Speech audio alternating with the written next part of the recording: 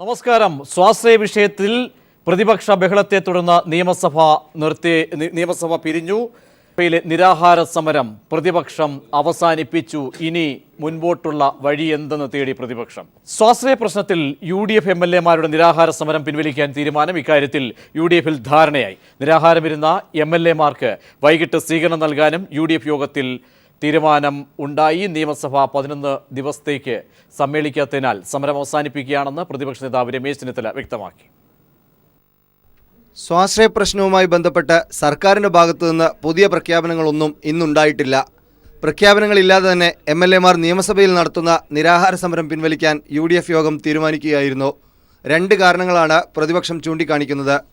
11 ദിവസം നിയമസഭ സമ്മേളിക്കാത്ത സാഹചര്യത്തിൽ സമരം തുടരുന്നത് നിരർത്ഥകമാണ്. ഈ മാസം 7-ാം തീയതി പ്രവേശന നടപടികൾ പൂർത്തിയായി കഴിഞ്ഞാൽ സമരത്തിന് പ്രസക്തിയില്ല. സഭാസമ്മേളനം അവധിയായതുകൊണ്ട് മാത്രം സമരം പിൻവലിക്കുന്നത് ശരിയാണോ എന്ന ചോദ്യത്തിന് പ്രതിപക്ഷ നേതാവിൻ്റെ മറുപടി ഇങ്ങനെ: 11 ദിവസക്കാലം നിയമസഭയില്ല എന്നുള്ളത് പിന്നെ നിയമസഭയില്ലാത്തപ്പോൾ 11 ദിവസക്കാലം നിയമസഭയില്ലാത്തപ്പോൾ നിയമസഭാ കവാടത്തിൽ സത്യാഗ്രഹം നടത്തിയിട്ട് കാര്യമുണ്ടോ? ഇല്ലല്ലോ. ബദൽ ആലോചിച്ചല്ലോ. കാരണം പൂജാ ഹോളിഡേയ്സ് മറ്റു കാര്യങ്ങളാണ് 11 ദിവസക്കാലം. ആ സമയത്ത് അവർ നിയമസഭയിൽ ഇരിക്കണമെന്ന് പറയുന്നതിനോട് ആർക്കും യോജിപ്പില്ല. പാർലമെന്ററി പാർട്ടി യോഗത്തിലും റോജി എം ജോണും VT ബൽറാം നടത്തുന്ന നിരാഹാര സമരം അവസാനിപ്പിക്കണമെന്ന് നിർദ്ദേശമുയർന്നിരുന്നു. ഇതും UDF പരിഗണിച്ചു. സമരം ഈ രീതിയിൽ തുടരുന്നതിലെ അഭിപ്രായ വ്യത്യാസവും പെട്ടെന്നുള്ള തീരുമാനത്തിന് കാരണമായി. News bureau, Thiruvananthapuram.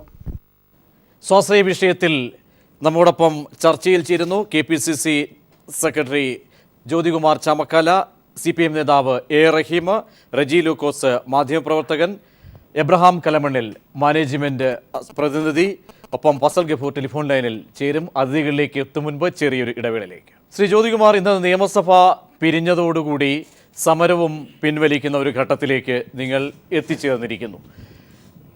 സെക്രട്ടേറിയറ്റിന് മുന്നിൽ നടന്ന സമരം, അതിനുശേഷം അത് നിയമസഭയിലേക്ക് വ്യാപിപ്പിക്കുന്നു. പിന്നീടിപ്പോൾ സമരം മുന്നോട്ട് കൊണ്ടുപോകാൻ കഴിയാത്തൊരു പ്രതിസന്ധിയിലേക്ക് എത്തുന്ന ഒരു ഘട്ടം. ആ ഒരു ആരോപണം നേരിടേണ്ടി വരുന്നുണ്ടോ കോൺഗ്രസിന്, UDF-ന്? ഒപ്പം ഇതുവരെ നടന്ന സമരത്തിൽ എന്ത് പുരോഗതി ഉണ്ടാക്കാൻ കഴിഞ്ഞിട്ടുണ്ട്? അല്ല പ്രതീക്ഷ, UDF-ൻ്റെ സമരം അവസാനിപ്പിച്ചിട്ടില്ല. നിയമസഭ നാളെ കൂടി ഉണ്ടായിരുന്ന നിയമസഭ മുഖ്യമന്ത്രിയും ഭരണപക്ഷവും വളരെ പെട്ടെന്ന് ഇന്നത്തെ ഒരു ദിവസത്തേക്ക് കൊണ്ട് അവസാനിപ്പിച്ചപ്പോൾ സ്വാഭാവികമായും ഇനി പൂജ ഹോളിഡേയ്സ് കഴിഞ്ഞ് 17-ാം തീയതി മാത്രമേ അസംബ്ലി ഉള്ളൂ. അപ്പോൾ സ്വാഭാവികമായും അവിടെ നിയമസഭാ കോംപ്ലക്സിനുള്ളിൽ സമരം നടത്തുന്നത് ശരിയല്ല എന്നുള്ളത് കൊണ്ടാണ് ഞങ്ങൾ ആ ഘട്ടം സമരം അവസാനിപ്പിച്ചിരിക്കുന്നത്. പക്ഷേ 15-16 തീയതികളിൽ മറ്റ് പരിപാടികൾ ഇട്ടിട്ടുണ്ട്. ജനസദസ്സുകൾ സംഘടിപ്പിക്കുന്നുണ്ട്. ഇന്നിപ്പോൾ MLA-മാർക്ക് ഇവിടെ സ്വീകരണം നൽകിയിട്ടുണ്ട്. ഇനി തുടർന്നുള്ള സമരപരിപാടികളുമായി ഞങ്ങൾ മുന്നോട്ട് തന്നെ പോകും. ഞങ്ങൾക്ക് ഒറ്റ ലക്ഷ്യമേ ഉള്ളൂ: പൊതുജന അഭിപ്രായത്തിൻ്റെ ബേസിലുണ്ടായ ഈ സമരവുമായി ഞങ്ങൾ മുന്നോട്ട് പോകും. വിജയം കാണുന്നവരെ ഞങ്ങൾ മുന്നോട്ട് പോകുന്ന കാര്യത്തിൽ യാതൊരു തർക്കവുമില്ല. ഇവിടെ അസംബ്ലിയിൽ സംഭവിച്ചതിനെക്കുറിച്ചൊക്കെ ഇപ്പോൾ പറഞ്ഞു. ഞങ്ങൾ ഒരു കാരണവശാലും പറഞ്ഞല്ലോ, സമരത്തിനകത്ത് ഒരു വീഴ്ച ഉണ്ടായിട്ടില്ല. മുൻകാലങ്ങളിലും ഉണ്ടായിട്ടുണ്ട്. ഇത്തരത്തിൽ അസംബ്ലി നടക്കുമ്പോൾ ഉപവാസം ഉണ്ടായിട്ടുണ്ടെങ്കിൽ അവിടെ ഇത്തരത്തിൽ സമരപരിപാടികളുണ്ടെങ്കിൽ അസംബ്ലി പിരിയുമ്പോൾ സ്വാഭാവികമായിട്ട് അത് പിരിയാറ് പതിവാണ്. പക്ഷേ അതുകൊണ്ട് സമരം അവസാനിപ്പിച്ചു എന്നല്ല. നാളെ മുതൽ ഞങ്ങൾ വ്യത്യസ്തമായ സമരപരിപാടികളുമായി മുന്നോട്ടാണ്. ഇന്നിപ്പോൾ നാളെ തന്നെ ഞങ്ങളുടെ UDF-ൻ്റെ നേതൃത്വത്തിൽ എല്ലാ കളക്ടറേറ്റുകളിലേക്കും അതുപോലെ സെക്രട്ടേറിയറ്റിലേക്കും മാർച്ച് നടക്കുന്നുണ്ട്. UDF-ൻ്റെ നേതൃത്വത്തിൽ തുടർന്ന് വരുന്ന ദിവസങ്ങളിൽ മറ്റ് സമരപരിപാടികൾ ആവിഷ്കരിക്കുന്നുണ്ട്.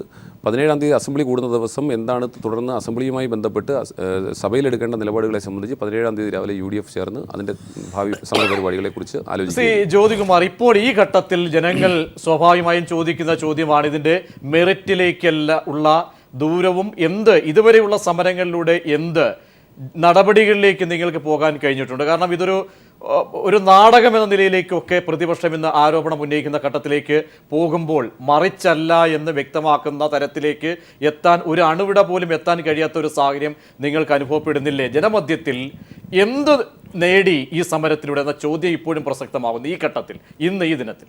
നാടകം എന്നത് കൈരളി പീപ്പിൾ ചാനലിലും ദേശാഭിമാനിക്കും മാത്രമേ ഉള്ളൂ.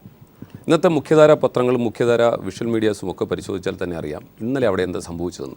സ്വാഭാവികമായും ഭരണപക്ഷവും പ്രതിപക്ഷവും ഇത്തരത്തിലൊരു വിഷയത്തിൽ സമരത്തിൽ പ്രതിപക്ഷം വരുമ്പോൾ ഭരണപക്ഷവുമായി ആലോചിക്കാറുണ്ട്. ഇതിൻ്റെ ബെനിഫിഷ്യറീസ്, ഇതിനകത്ത് ഇടപെടുന്ന കക്ഷികളുമായിട്ട് ചർച്ച നടക്കാറുണ്ട്, ഒക്കെ നടന്നു. ഇന്നലെ വരെ എല്ലാവരും പറഞ്ഞിരുന്നു ഇന്നലെ സമരം തീരുമെന്ന്. തീർന്നില്ല. എന്തുകൊണ്ടാണ് തീരാത്തതിന് ഉത്തരവാദി മുഖ്യമന്ത്രി മാത്രമാണ്. മുഖ്യമന്ത്രിയുടെ പിടിവാശി ഏകാധിപതിയെ പോലെ പോകുന്ന കേരളത്തിൻ്റെ മുഖ്യമന്ത്രി കാരണമാണ് ഈ സമരം തീരാത്തത്. അദ്ദേഹത്തിന് പൊതുജനങ്ങളോട് യാതൊരു താല്പര്യവുമില്ലെന്നും തൻ്റെ പിടിവാശി മാത്രം നടക്കണമെന്നുള്ള ആഗ്രഹം കൊണ്ട് മാത്രമാണ് ഈ സമരം തീരാത്തത്. എന്താണ് ശ്രീ ജ്യോതികുമാർ പിടിവാശി? കാരണം നമുക്ക് കാര്യങ്ങൾ ക്ലിയർ ചെയ്തു എന്ത് പിടിവാശിയാണ് മുഖ്യമന്ത്രിയുടെ ഭാഗത്തു നിന്നും ഉണ്ടായത് ഇക്കാര്യത്തിൽ? പ്രജീഷേ, ഇതൊക്കെ പകൽ പോലെ വ്യക്തമല്ലേ? സമരം നടന്നു. സമരത്തിൻ്റെ ഭാഗമായി മിനിഞ്ഞാന്ന് MESൻ്റെ പ്രതിനിധി ഡോക്ടർ ഫസൽ ഗഫൂർ ഞങ്ങൾ ഫീസ് കുറയ്ക്കാൻ തയ്യാറാണ്, 2,50,000 രൂപ മെറിറ്റിലുള്ളത് 2,10,000 രൂപയായി കുറയ്ക്കാൻ തയ്യാറാണെന്ന് വളരെ അസന്ദിഗ്ധമായി പറഞ്ഞു. അതിൻ്റെ ബേസിസിൽ അവർ ബെനിഫിഷ്യറീസ് ആരാണോ അവർ തന്നെ പറയുന്നു ഞങ്ങൾ ഇതിനകത്ത് മുന്നോട്ട് പോകാൻ തയ്യാറാണ് എന്ന് പറയുമ്പോൾ സ്വാഭാവികമായും അവിടെ ഭരണപക്ഷവും പ്രതിപക്ഷവും ഒന്നിച്ച് നിന്നാൽ തീർച്ചയായും ആ സമരം അവസാനിക്കും. പറഞ്ഞതിന് ശേഷം വൈകിട്ട് ഈ അസോസിയേഷനുകൾക്കിടയിൽ വലിയൊരു ഭിന്നത രൂപപ്പെടുകയും അതിനുശേഷം പിറ്റേന്ന് മുഖ്യമന്ത്രിയെ വന്ന് കാണുന്നു. മുഖ്യമന്ത്രിയെ വന്ന് കണ്ട നേതാക്കൾ ഈ പറയുന്ന അസോസിയേഷൻ ഭാരവാഹികൾ തന്നെ കാര്യങ്ങൾ വ്യക്തമാക്കുന്നു. പിന്നോട്ടില്ല, ഞങ്ങൾ ഇക്കാര്യവുമായി ബന്ധപ്പെട്ട് എടുത്ത നിലപാട് കർശനമാണ്, അതിൽ നിന്നും ഒഴിയാൻ സാഹചര്യം ഇല്ല എന്ന് പറഞ്ഞു. അതിനുശേഷം താൻ ചെയ്യും എന്ന നിലയിലേക്ക് മുഖ്യമന്ത്രി എന്ന് മറുപടി സഹിതം വ്യക്തമാക്കുന്നു. ഞാൻ ഇന്ന് കേട്ടറിവുകളാണ്.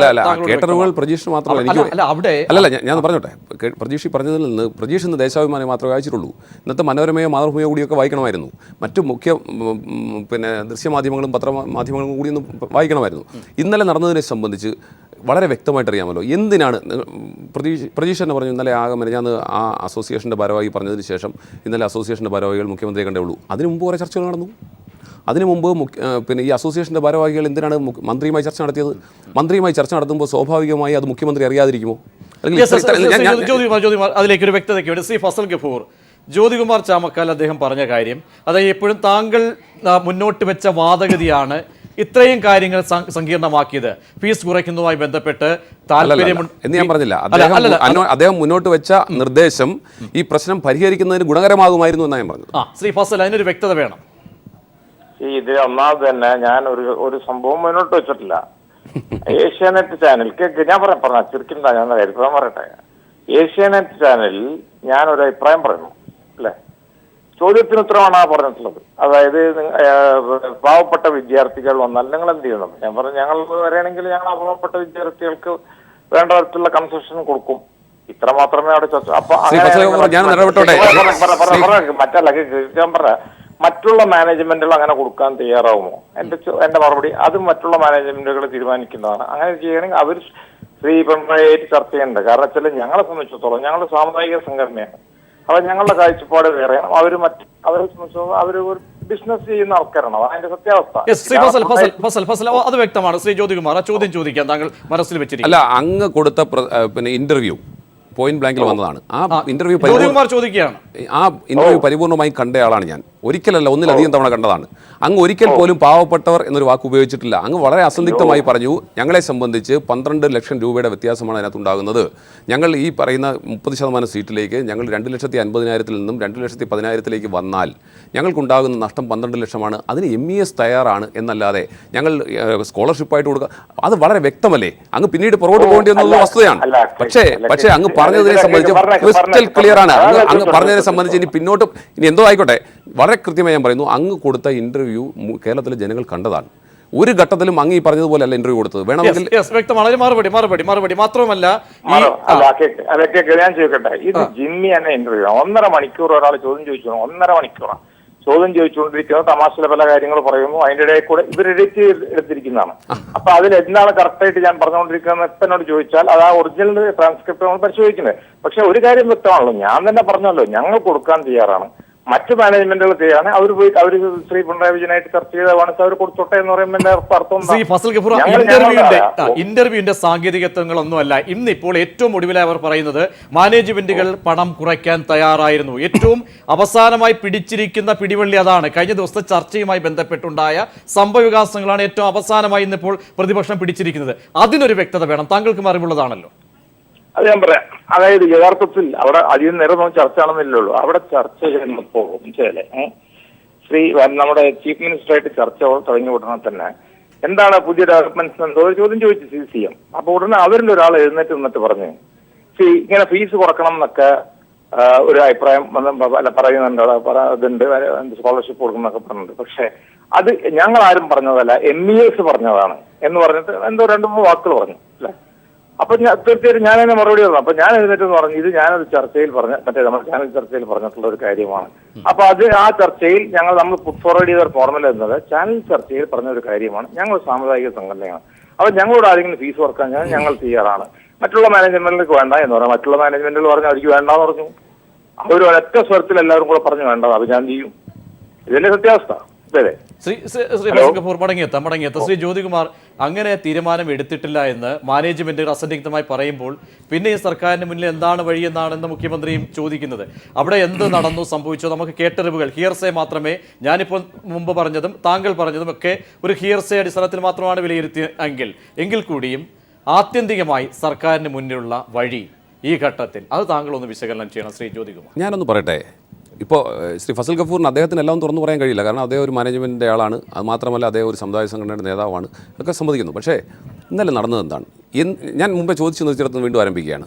എന്തിനാണ് ഇന്നലെ ആരോഗ്യമന്ത്രിയുമായി പലവട്ടം ചർച്ച നടത്തിയത്? എന്തിനാണ് ആരോഗ്യ സെക്രട്ടറിയുമായി ചർച്ച നടത്തിയത്? അപ്പോൾ അതിൻ്റെയൊക്കെ അർത്ഥം അത്തരത്തിലൊരു ചർച്ച നടന്നു എന്നാണ്, പോസിറ്റീവായ ചർച്ച നടന്നു എന്നാണ്. അതിനകത്തൊരു ഫോർമുല ഉണ്ടായി എന്നുള്ളതും വസ്തുതയാണ്. അപ്പോൾ അതിനുശേഷം അസംബ്ലിയിൽ വെച്ച് പല കാര്യങ്ങളും സംസാരിക്കുമ്പോൾ അത് എന്തിൻ്റെ പേരിലായാലും അദ്ദേഹം അത് അംഗീകരിക്കുമല്ലോ എന്നുള്ള വേറെ വിഷയം. പ്രതിപക്ഷത്തെ കണ്ടു എന്നുള്ള ഒറ്റ കാരണം കൊണ്ട് ഞാൻ എടുത്ത തീരുമാനത്തിൽ നിന്ന് ഞാൻ ഒരു ഇഞ്ച് പിന്നോട്ട് പോകില്ല എന്നൊരു മുഖ്യമന്ത്രിയുടെ ധാർഷ്ട്യമാണ് ഇന്നലത്തെ പ്രശ്നത്തിന് കാരണം. ഒന്ന്. നമ്പർ 2, അദ്ദേഹം ഇന്ന് അസംബ്ലിയിലൊക്കെ ഘോരഘോരം പറഞ്ഞല്ലോ, ഞാൻ എൻ്റെ സഹമന്ത്രിയെ ഒന്നും പറഞ്ഞിട്ടില്ല, സെക്രട്ടറി ഒന്നും പറഞ്ഞിട്ടില്ല എന്ന്. ഈ ശ്രീ ഫസൽ ഗഫൂർ ഉൾപ്പെടെയുള്ള അവിടുത്തെ മാനേജ്മെൻറ്റ് എത്രയോ പ്രതിനിധികളുണ്ടായിരുന്നു. എല്ലാവരും കള്ളം പറയില്ലല്ലോ. പലരും ഈ ഹിയർസേ ആണെങ്കിൽ പോലും അങ്ങനെയാണെങ്കിൽ മന്ത്രിയോട് പറഞ്ഞ എന്താണ്? മന്ത്രിയോട് വളരെ മോശമായിട്ടല്ലേ സംസാരിച്ചത്? നിങ്ങളുടെ മാതൃത്വം വഴിഞ്ഞൊഴുകുന്നു എന്ന് ചോദിച്ചില്ലേ? ഒപ്പം സെക്രട്ടറിയോട്, ഹെൽത്ത് സെക്രട്ടറിയോട് എന്താ ചോദിച്ചത്? നിങ്ങൾക്ക് എവരെയും വിളിച്ചുകൊണ്ട് വരാൻ എന്ത് ഡാഷാണെന്നാണ് ചോദിച്ചത്. അത് ഞാൻ ഇവിടെ പൂരിപ്പിക്കുന്നില്ല. ആ രീതിയിലാണ് മുഖ്യമന്ത്രി സംസാരിച്ചത്. അപ്പോൾ മുഖ്യമന്ത്രിയുടെ ധിക്കാരം മാത്രമാണ് ഇതിന്റെ പിന്നിലേക്ക് വരികയാണ്. കാരണം പ്രശ്നങ്ങൾ വഷളാക്കിയത് നിങ്ങളാണ് എന്ന തരത്തിലേക്കാണ് എന്തായാലും പ്രതിപക്ഷം കടുംപിടുത്തമായി മുന്നോട്ട് പോകുന്നത്. ഇതിനൊരു അറുതി വേണം. കാരണം പ്രതിപക്ഷം ഇങ്ങനെ പോകും തോറും ഇത് സങ്കീർണതയിലേക്ക് പോവുകയാണ്. പക്ഷേ മാനേജ്മെന്റ് നേരത്തെ സൂചിപ്പിച്ച പോലെ മറിച്ച് ഒരു നിലപാടിലേക്കും പോകില്ല. സർക്കാർ പറയുന്ന കുട്ടികളുടെ ഭാവിയാണ്. പക്ഷേ ഇന്നലെ സംഭവിച്ച കാര്യങ്ങളിലെ ഏറ്റവും അവസാനത്തെ പിടിവള്ളി കഴിഞ്ഞ ദിവസ സാഹചര്യങ്ങളാണ് ഇപ്പോൾ പ്രതിപക്ഷം പറയുന്നത്. അതുകൊണ്ടൊരു വ്യക്തത വേണം. അതിലേക്ക് ഞാൻ വരാം. ആദ്യം സമരത്തിലാണ് തുടങ്ങിയത്. താങ്കളുടെ ചോദ്യം എങ്ങനെയായിരുന്നു? ശ്രീ ജ്യോതികുമാർ ചമക്കല പറഞ്ഞതാണ്. ഈ വിഷയങ്ങളുടെ മെറിറ്റും ഡിമെറിറ്റും ഒരുപാട് ചർച്ച ചെയ്യപ്പെട്ടതാണ്. ഇന്നലെ നടന്ന സംഭവങ്ങൾ പിന്നെ സ്വാഭാവികമായും ചർച്ചയ്ക്ക് വിധേയമാവുകയും വേണം. സമരത്തിലേക്ക് വന്നാൽ ലോക ചരിത്രത്തിൽ ആദ്യമായി UDF സമരത്തെ പൂജ വച്ചിരിക്കുകയാണ്. ആയുധങ്ങൾ പൂജ വയ്ക്കാറുണ്ട്, പുസ്തകങ്ങൾ പൂജ വയ്ക്കാറുണ്ട്. പക്ഷേ ചരിത്രത്തിൽ ആദ്യമായിട്ടാണ് ലോകത്തിന് തന്നെ മാതൃകയായി സമരത്തെ പൂജ വച്ചിരിക്കുകയാണ്. കാരണം ശ്രീ ജ്യോതികുമാർ ചമക്കല തുടങ്ങിയത് ഞങ്ങൾ സമരം അവസാനിപ്പിച്ചിട്ടില്ല, താൽക്കാലികമായി നിർത്തിവെച്ചിരിക്കുന്നുവെന്നാണ്. നാളെയും ഉണ്ട്. താൽക്കാലികമല്ല, ഞങ്ങളുടെ സമരം അസംബ്ലിയിൽ പറഞ്ഞപ്പോൾ ഞാനിത് മിണ്ടാതിരുന്നു. അസംബ്ലിയിൽ താൽക്കാലികമല്ല, അത് തെറ്റിദ്ധരിപ്പിക്കുന്ന രീതി സംസാരിക്കരുത്. അസംബ്ലിയിലെ സമരം ഇനി എന്താ ഏത് രീതി വരണം. ഇല്ലല്ല, അങ്ങ് പറഞ്ഞപ്പോൾ ഞങ്ങൾ സമരം അവസാനിപ്പിച്ചിട്ടില്ല. പ്രജീഷ് ചോദിച്ചു സമരം അവസാനിപ്പിച്ചതിന്. ഞങ്ങൾ സമരം അവസാനിപ്പിച്ചിട്ടില്ല, താൽക്കാലികമായി നിർത്തിവെച്ചിരിക്കുകയാണ്. അസംബ്ലിയിലെ പൂജ കഴിഞ്ഞ് അസംബ്ലിയിലെ സമര പരിപാടികൾ താൽക്കാലികമായി നിർത്തിവെച്ചിരിക്കുകയാണ്. പുറത്തെ ഞങ്ങളുടെ സമര പരിപാടികൾ താങ്കൾ നിർത്തും, ഇല്ലെങ്കിൽ പിന്നെ താങ്കൾ സംസാരിച്ചുകൊണ്ടിരിക്കുക. അത് ശരിയല്ല. ഞാൻ പറഞ്ഞതിനെ കുറിച്ച് എന്നെ കോട്ട് ചെയ്യുമ്പോൾ ഞാൻ പറഞ്ഞതിനെ കോട്ട് ചെയ്യാം, അല്ല നിങ്ങൾക്ക് തോന്നുന്ന പറയാൻ പാടില്ല.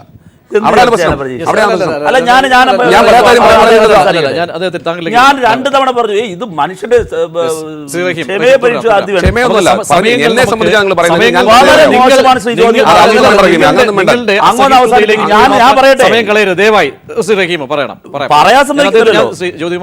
ലോക ചരിത്രത്തിൽ ആദ്യമായി സമരത്തെ പൂജ വെച്ചിരിക്കുകയാണ്. പൂജ തുടങ്ങുമ്പോൾ സമരം നിർത്തി, ഇനി പൂജ കഴിഞ്ഞ് സമരം. പണി പൂജയ്ക്ക് മുമ്പ് നിർത്തി, എഴുത്ത് പൂജയ്ക്ക് മുമ്പ് നിർത്തി, ഇനി അത് കഴിഞ്ഞ് പഠിത്തം, പൂജ, ഈ കാര്യങ്ങൾ എന്ന് പറയും പോലെയാണ് ലോക ചരിത്രത്തിൽ ആദ്യമായി സമരത്തെ പൂജ വെച്ചിരിക്കുന്ന മനോഹരമായ അതാണ് സമരത്തിന്റെ അവസ്ഥ. അവർ പറയുന്ന കാര്യം സഭയിൽ മുഖ്യമന്ത്രിയുടെ നിലപാട് പറയാം തട്ടി നിൽക്കുന്ന. ഈ സമരത്തിന്റെ അവസ്ഥ ഇതാണ്. അതിന് സ്വാഭാവികമായിട്ട് മറുപടി പറയണം. 2, ഈ മുഖ്യമന്ത്രിയുമായി ബന്ധപ്പെട്ട കാര്യം പറഞ്ഞു. ഇദ്ദേഹം അടിസ്ഥാനരഹിതമായ ഒരു കാര്യം ആവർത്തിച്ച് പറഞ്ഞു. ആരോഗ്യവകുപ്പ് മന്ത്രിയുമായിട്ടും ആരോഗ്യവകുപ്പ് സെക്രട്ടറിയുമായിട്ടും മാനേജ്മെൻറ്റ് പ്രതിനിധികൾ ഒരുപാട് തവണ ചർച്ച നടത്തി. ശുദ്ധ നുണയാണ്, അങ്ങനെ ചർച്ച നടന്നിട്ടില്ല. ഇത് ഇന്നലത്തെ നിങ്ങളീ പറഞ്ഞല്ലോ, നേരത്തെ മുഖ്യധാര എന്ന് വിശേഷിപ്പിച്ച മലയാള മനോരമയെന്ന് ഞാൻ പേരെടുത്ത് പറയാം. അതിലെ ചർച്ചയിൽ ഒരു മാനേജ്മെൻറ്റ് പ്രതിനിധിയോട് അതിൻ്റെ ആങ്കർ, പേര് ഞാൻ പറയുന്നില്ല, ആവർത്തിച്ച് ചോദ്യം ചോദിച്ചു. ശ്രീ VD സതീശൻ ആ പാനലിലുണ്ടായിരുന്നു, ശ്രീ AM ഷംസീറും ഉണ്ടായിരുന്നു. ആ മാനേജ്മെന്റ് പ്രവർത്തകർ പറഞ്ഞു അങ്ങനെ ഒരു ചർച്ചയെ ഞങ്ങൾ നടത്തിയിട്ടില്ല. അതാണ് വാസ്തവം. ഈ നിമിഷത്തിൽ ഒരു ക്ലാരിഫിക്കേഷൻ ശ്രീ എബ്രഹാം കലമണ്ണിൽ, താങ്കൾ മാനേജ്മെന്റ് പ്രതിനിധിയാണ്, താങ്കൾ ആ ചർച്ചയിൽ പങ്കെടുത്ത വ്യക്തിയുമാണ്. എന്താണ് യാഥാർത്ഥ്യം? എന്താണ് അവിടെ സംഭവിച്ചത്? ആരോഗ്യവകുപ്പ് മന്ത്രിയുമായിട്ടോ സെക്രട്ടറിയുമായിട്ടോ നിങ്ങൾ ചർച്ച നടത്തിയിട്ടുണ്ട്? അതാണ് ചോദ്യം. എന്താണ് സംഭവിച്ചത്? ഇന്നലത്തെ കാര്യങ്ങൾക്കൊരു വ്യക്തത വേണം.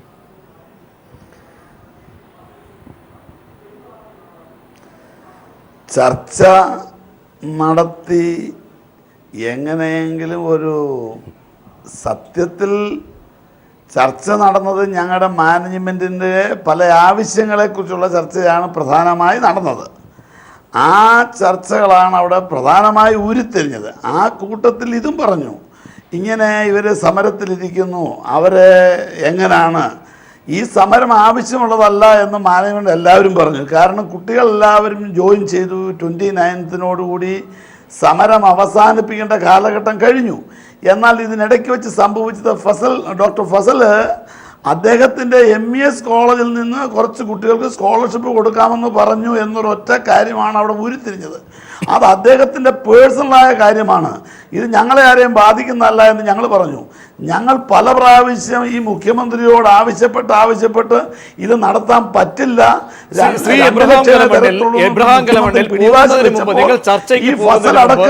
എബ്രഹാം കലമണ്ണിൽ, നിങ്ങൾ ചർച്ചയ്ക്ക് പോകുന്നതിന് മുൻപ് പ്രതിപക്ഷ നേതാവിനെ വിളിച്ച്, നിങ്ങളുടെ നേതാക്കന്മാർ അല്ലെങ്കിൽ സംഘടനാ പ്രതിനിധികൾ ആരെങ്കിലും വിളിച്ച് പറഞ്ഞിരുന്നുവോ ഞങ്ങൾ ഫീസ് കുറയ്ക്കാൻ തയ്യാറാണ്, ആ ചർച്ചയ്ക്കാണ് ആരോഗ്യമന്ത്രിയുടെ അടുത്ത് പോകുന്നത് അല്ലെങ്കിൽ മുഖ്യമന്ത്രിയുടെ അടക്കം മുന്നിലേക്ക് പോകുന്നത് നിങ്ങൾ പറഞ്ഞിരുന്നോ?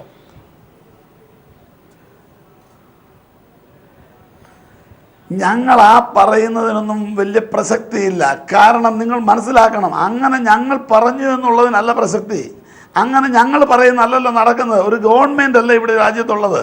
ഗവൺമെൻറ്റിനോട് വളരെ നിഷ്കർഷമായി ഈ 2 ലക്ഷം രൂപയ്ക്ക് പഠിപ്പിക്കാൻ പറ്റില്ല എന്ന് 4 പ്രാവശ്യം ചർച്ചയിൽ കൂടി ആവശ്യപ്പെട്ട് 2,50,000 ആക്കി തന്നതുകൊണ്ട് ഈ രാജ്യത്ത് 25,000 രൂപയ്ക്ക് ഏതാണ്ട് 3,000-ൽ പരം കുട്ടികൾക്ക് പഠിക്കുവാൻ ഒരു അവസരം ഉണ്ടാക്കി എന്നുള്ളത് പ്രതിപക്ഷം മനസ്സിലാക്കണം. അതാണ് ഏറ്റവും വലിയൊരു സംഭവം ഇവിടെ നടന്നത്. ഈ സമരം എന്തിനു വേണ്ടി ഉണ്ടായെന്ന് ഞങ്ങൾക്ക് അറിഞ്ഞൂടാ. കഴിഞ്ഞ പ്രാവശ്യം വെറും 6 കോളേജുകൾ ഒപ്പിട്ടു. വെറും 1000 ചില്ലുവാനും കുട്ടികൾക്കാണ് 25,000 പഠിക്കുവാൻ കഴിഞ്ഞത്.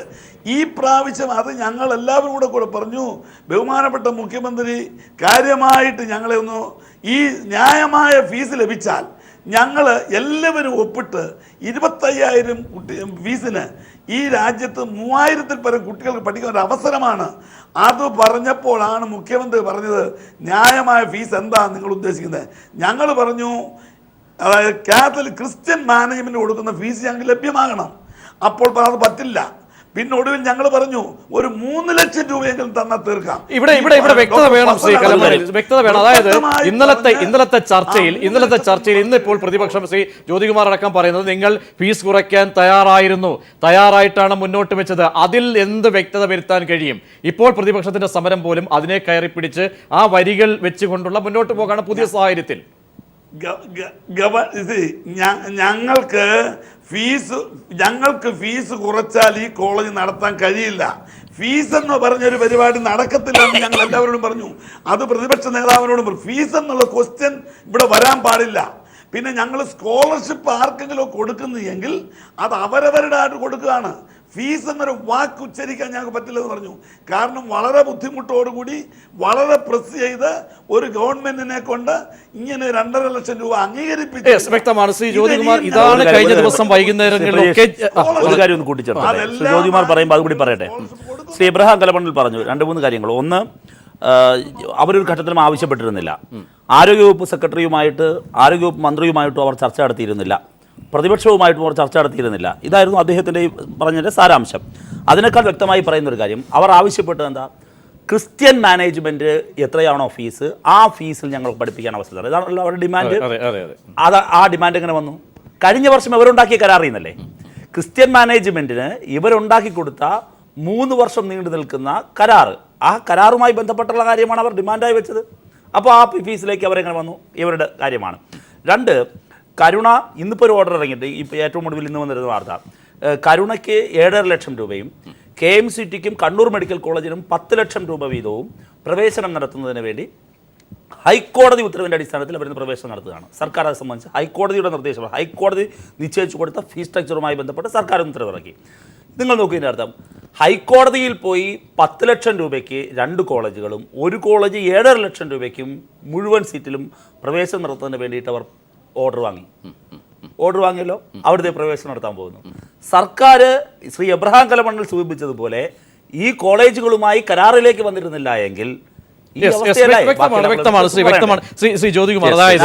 അതായത് 2011 മുതൽ ആ 5 വർഷക്കാലത്തെ സർക്കാർ കരാർ ഏറ്റെടുത്ത കോളേജുകളുടെ സ്റ്റാറ്റസ്, അതിനുശേഷം ഇപ്പോഴത്തെ സ്റ്റാറ്റസ്, ഫീസിന്റെ ഘടന ഒപ്പം മറുവശത്ത് വരാൻ പോകുന്ന എത്ര എണ്ണം മെറിറ്റ് സീറ്റുകളുടെ ഒക്കെ തന്നെ എത്ര എണ്ണം, ഇതൊക്കെ കാണാതെ വെറുമൊരു സ്വാഭാവികമായിട്ട് നമ്മൾ പുറമേയുള്ള അല്ലെങ്കിൽ ഉപരിപ്ലവമായ കാര്യങ്ങളിലൂടെ മാത്രം സഞ്ചരിച്ചിട്ട് കാര്യമില്ല. ഇത് യാഥാർത്ഥ്യങ്ങൾ കൂടി വ്യക്തത വരുത്തണം. പ്രതീക്ഷേ, ഇത് നമ്മൾ കഴിഞ്ഞ 10 ദിവസമായി ചർച്ച ചെയ്യുന്ന വിഷയങ്ങളാണ്. ഈ ഇപ്പോൾ പറഞ്ഞ വിഷയങ്ങൾ. ഇതിനകത്ത് അഡീഷണലായിട്ട് പറഞ്ഞത് ശ്രീ റഹീം പറഞ്ഞതുപോലെ, എന്നെ കൊണ്ട് പറയിക്കാൻ വേണ്ടി പറഞ്ഞതുപോലെ, ഇന്ന് വന്നിരിക്കുന്ന സുപ്രീം കോടതിയിൽ അവർ കൊടുത്തിരിക്കുന്ന കൗണ്ടറിൽ കൊടുത്തിരിക്കുന്ന സ്റ്റേറ്റ്മെൻറ്റാണ് ഗവൺമെൻറ് സമ്മതിച്ചിരിക്കുന്ന 10 ലക്ഷവും 7.5 ലക്ഷവും ഒക്കെ ഫീസ് മേടിക്കാൻ.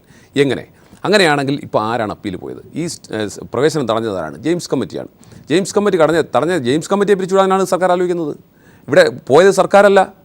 ആദ്യം ഇവരുടെ ഫീസിൻ്റെ കാര്യത്തിനകത്ത് ഇവർ കോടതിയിൽ പോയി എല്ലാ സീറ്റും ഏറ്റെടുത്തു എന്ന് പറഞ്ഞപ്പോൾ അവർ കോടതിയിൽ പോയപ്പോൾ എന്തുകൊണ്ട് അതിന് അപ്പീൽ പോയില്ല? സുപ്രീം കോടതിയിലേക്ക് മധ്യപ്രദേശ് പോയി അവർക്ക് അനുകൂലമായി വിധി മേടിച്ചല്ലോ. കേരള സർക്കാർ എന്തുകൊണ്ട് പോയില്ല? അപ്പോൾ അവിടെ ഹൈക്കോടതിയിൽ കേസ് തോറ്റുകൊടുത്തു എന്ന് മാത്രമല്ല, സുപ്രീം കോടതി പോയില്ല, അപ്പീൽ പോയില്ല. ഈ കേസിലും ഇന്നിപ്പോൾ സംഭവിച്ചിരിക്കുന്നത് തന്നെയാണ്. 7 ലക്ഷവും 10 ലക്ഷവും ആക്കി അവർക്ക് കൊടുത്തിട്ട് അവർ ആരും അറിയാതെ, എന്നിട്ട് ഗവൺമെൻറ് ഇന്നുവരെ സമ്മതിച്ചു അത് കോടതി പറഞ്ഞിട്ടാണെന്ന് പറയുന്നത്. കോടതി തോറ്റു കൊടുത്തതല്ലേ? ഹൈക്കോടതിയിൽ അപ്പീൽ ഞാൻ പറഞ്ഞിരട്ടെ. സുപ്രീം കോടതിയിൽ എന്തുകൊണ്ട് അപ്പീൽ പോയില്ല? ആരാ അപ്പീൽ പോയത്? ഈ പ്രവേശനം തടഞ്ഞതാണ് ജെയിംസ് കമ്മിറ്റിയാണ്. അപ്പോൾ എന്തുകൊണ്ടാണ് സർക്കാരിൻ്റെ ഭാഗത്ത് നിന്ന് അത്തരത്തിൽ നീക്കം ഉണ്ടാകാത്തത്? അപ്പോൾ സർക്കാർ ഇന്നിപ്പോൾ ഉണ്ടായിരിക്കുന്ന ഡെവലപ്മെൻറ്റ്സ് പോലും ഇങ്ങനെയൊക്കെ സംഭവിക്കുമായിരുന്നു എന്ന് കാണിച്ചുകൊണ്ട് മുൻപ് ചെയ്ത തെറ്റുകളെ, ആ കൊള്ളയെ ന്യായീകരിക്കാൻ വേണ്ടിയുള്ള ശ്രമമാണ്. എന്നിട്ട് ഇതും തടയുന്നില്ല. ഇവിടെയാണ് പ്രശ്നം. ഇവിടെ ഇന്നലെ നടന്നിട്ടുള്ള കാര്യങ്ങൾ മാനേജ്മെൻറ്റ് പ്രതിനിധി പറഞ്ഞു. ചർച്ചയ്ക്ക് പോയില്ല എന്ന് അദ്ദേഹം പറഞ്ഞില്ല, റഹീം പറഞ്ഞ പോലെയല്ല. ഞങ്ങൾ പല കാര്യങ്ങളും ചർച്ച ചെയ്തു, ആ കൂട്ടത്തിൽ ഇതുകൂടെ പറഞ്ഞു എന്നുള്ളേ ഉള്ളൂ. പക്ഷേ ഞാൻ റഹീമും കേട്ടതല്ലേ. മറ്റൊരു കാര്യം, ഇന്നലെ എന്താണ് അടുത്ത വർഷത്തെ അഡ്മിഷനെക്കുറിച്ച് ചർച്ച ചെയ്യാനുള്ള അർജൻസി? അപ്പോൾ സ്വാഭാവികമായിട്ടും മെനഞ്ഞാന്നും ഇന്നലെ കൊണ്ടായ ഡെവലപ്മെൻറ്റ്സിൻ്റെ ഭാഗമായിട്ട് ചർച്ചയ്ക്ക് വിളിച്ചത് ഫീസ് കുറവ് ചെയ്യാൻ സാധിക്കുമോ? MESൻ്റെ പ്രതിനിധി ഉൾപ്പെടെയുള്ളവർ പറഞ്ഞിരിക്കുന്ന, ബെനിഫിഷ്യറീസ് ആരായാലും അവർ പറഞ്ഞിരിക്കുന്ന നിർദ്ദേശത്തിൻ്റെ അടിസ്ഥാനത്തിൽ മുഖ്യമന്ത്രി അല്ലെങ്കിൽ ഗവൺമെൻറ് ഒരു ചർച്ചയ്ക്ക് വിളിക്കാൻ തയ്യാറായിട്ടാണല്ലോ അവർ വന്നത്. അവരെ ആരും ചർച്ചയ്ക്ക് വിളിക്കാതെ അവർ പോയി മുഖ്യമന്ത്രിയെ കാണല്ലോ. അവരെ അനുധാവനം ചെയ്ത് ആരൊക്കെയാണ്? കേരളത്തിൻ്റെ ആരോഗ്യമന്ത്രിയും ആരോഗ്യ സെക്രട്ടറിയല്ലേ. അപ്പോൾ അതിന് ആരോഗ്യ സെക്രട്ടറി ഒന്നും അറിയാതാണ് ചെന്ന് കയറുന്നത്. അവർ തമ്മിലുണ്ടായ ചർച്ചയെക്കുറിച്ച് മുഖ്യമന്ത്രിക്ക് അറിവില്ലാതിരിക്കുമോ? അപ്പോൾ അതൊന്നുമല്ല പ്രശ്നം. ഇതിനകത്ത് ഐ ആം ദ സ്റ്റേറ്റ്, ധിക്കാരവും അഹംഭാവവും ചേർന്ന ഏകാധിപതിയെ പോലെ കേരളത്തിൻ്റെ മുഖ്യമന്ത്രി പെരുമാറുന്നത് മാത്രമാണ് ഈ വിഷയങ്ങൾക്ക് കാരണം. അല്ലെങ്കിൽ സാധാരണക്കാരായ കുട്ടികൾക്ക് കഴിഞ്ഞ വർഷം വരെ 1,80,000 രൂപയ്ക്ക് പഠിച്ചിരുന്നെങ്കിൽ ഇപ്പോൾ 2,50,000 രൂപ ആക്കുന്ന ഫീസിൻ്റെ കാര്യത്തിൽ പുറകോട്ട് പോകാൻ ബെനിഫിഷ്യറീസായ മാനേജ്മെൻറ്റ് പോലും തയ്യാറായിട്ട് പോലും അതിനെ പ്രായോഗികമായി കൊണ്ടുവരാൻ കഴിയാതെ പോയത് മുഖ്യമന്ത്രിയുടെ പിടിപ്പുകേടല്ല, അഹങ്കാരമാണ്. റെജി ലൂക്കോസ്, മുഖ്യമന്ത്രിയാണ് മുഴുവൻ പ്രശ്നങ്ങളുടെയും കാരണക്കാരൻ. അതല്ല, ഈ കരാറിൽ ഉണ്ടാകാൻ പോകുന്ന നിലനിൽക്കുന്ന പ്രശ്നങ്ങൾ പരിഹരിക്കാൻ എന്ത് ഫോർമുല? ആ ഫോർമുല ഇവർ പറയുന്ന രീതിയിൽ അംഗീകരിച്ചാൽ അതിലുണ്ടാകാവുന്ന പ്രതിസന്ധികൾ, ആ പ്രതിസന്ധികൾക്ക് ഈ പറയുന്ന രീതിയിലേക്ക് ചർച്ച പോയാൽ അതിന് ഉത്തരമില്ല. കുട്ടികളുടെ ഭാവി, ഇതൊക്കെ നോക്കുമ്പോൾ യാഥാർത്ഥ്യങ്ങൾ ഒരു സൈഡിൽ, മറുവശത്ത് ഈ രീതിയിലുള്ള നാടകമെന്ന് പ്രതിപക്ഷം ആരോപിക്കുന്ന തരത്തിലേക്ക് ഇപ്പോഴൊക്കെ ചിന്തിക്കേണ്ട ഒരു അവസ്ഥ വരുന്നുണ്ടോ?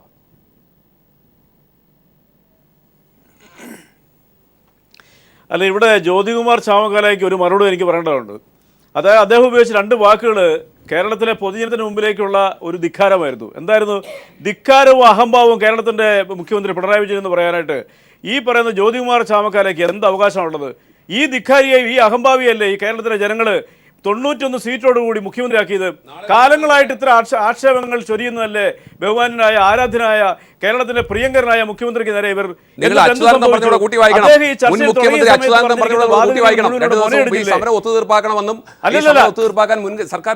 അല്ലല്ല, താങ്കൾ റഹീം പറഞ്ഞപ്പോൾ ഇടപെട്ട് ഞാൻ പറയുമ്പോൾ ഇടപെടരുത്. താങ്കൾ ശ്രദ്ധിക്കാനുള്ള ഒരു സൗമനസ്യം കാണിക്കണം.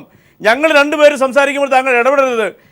ദയവായിട്ട് താങ്കൾ അതിനോട് അസഹിഷ്ണുത പ്രകടിപ്പിക്കരുത്. അത് ചോദ്യം ചെയ്യാനുള്ള അവകാശം ഞങ്ങൾക്ക് ജനാധിപത്യത്തിൻ്റെ അടിസ്ഥാനത്തിലുണ്ട്.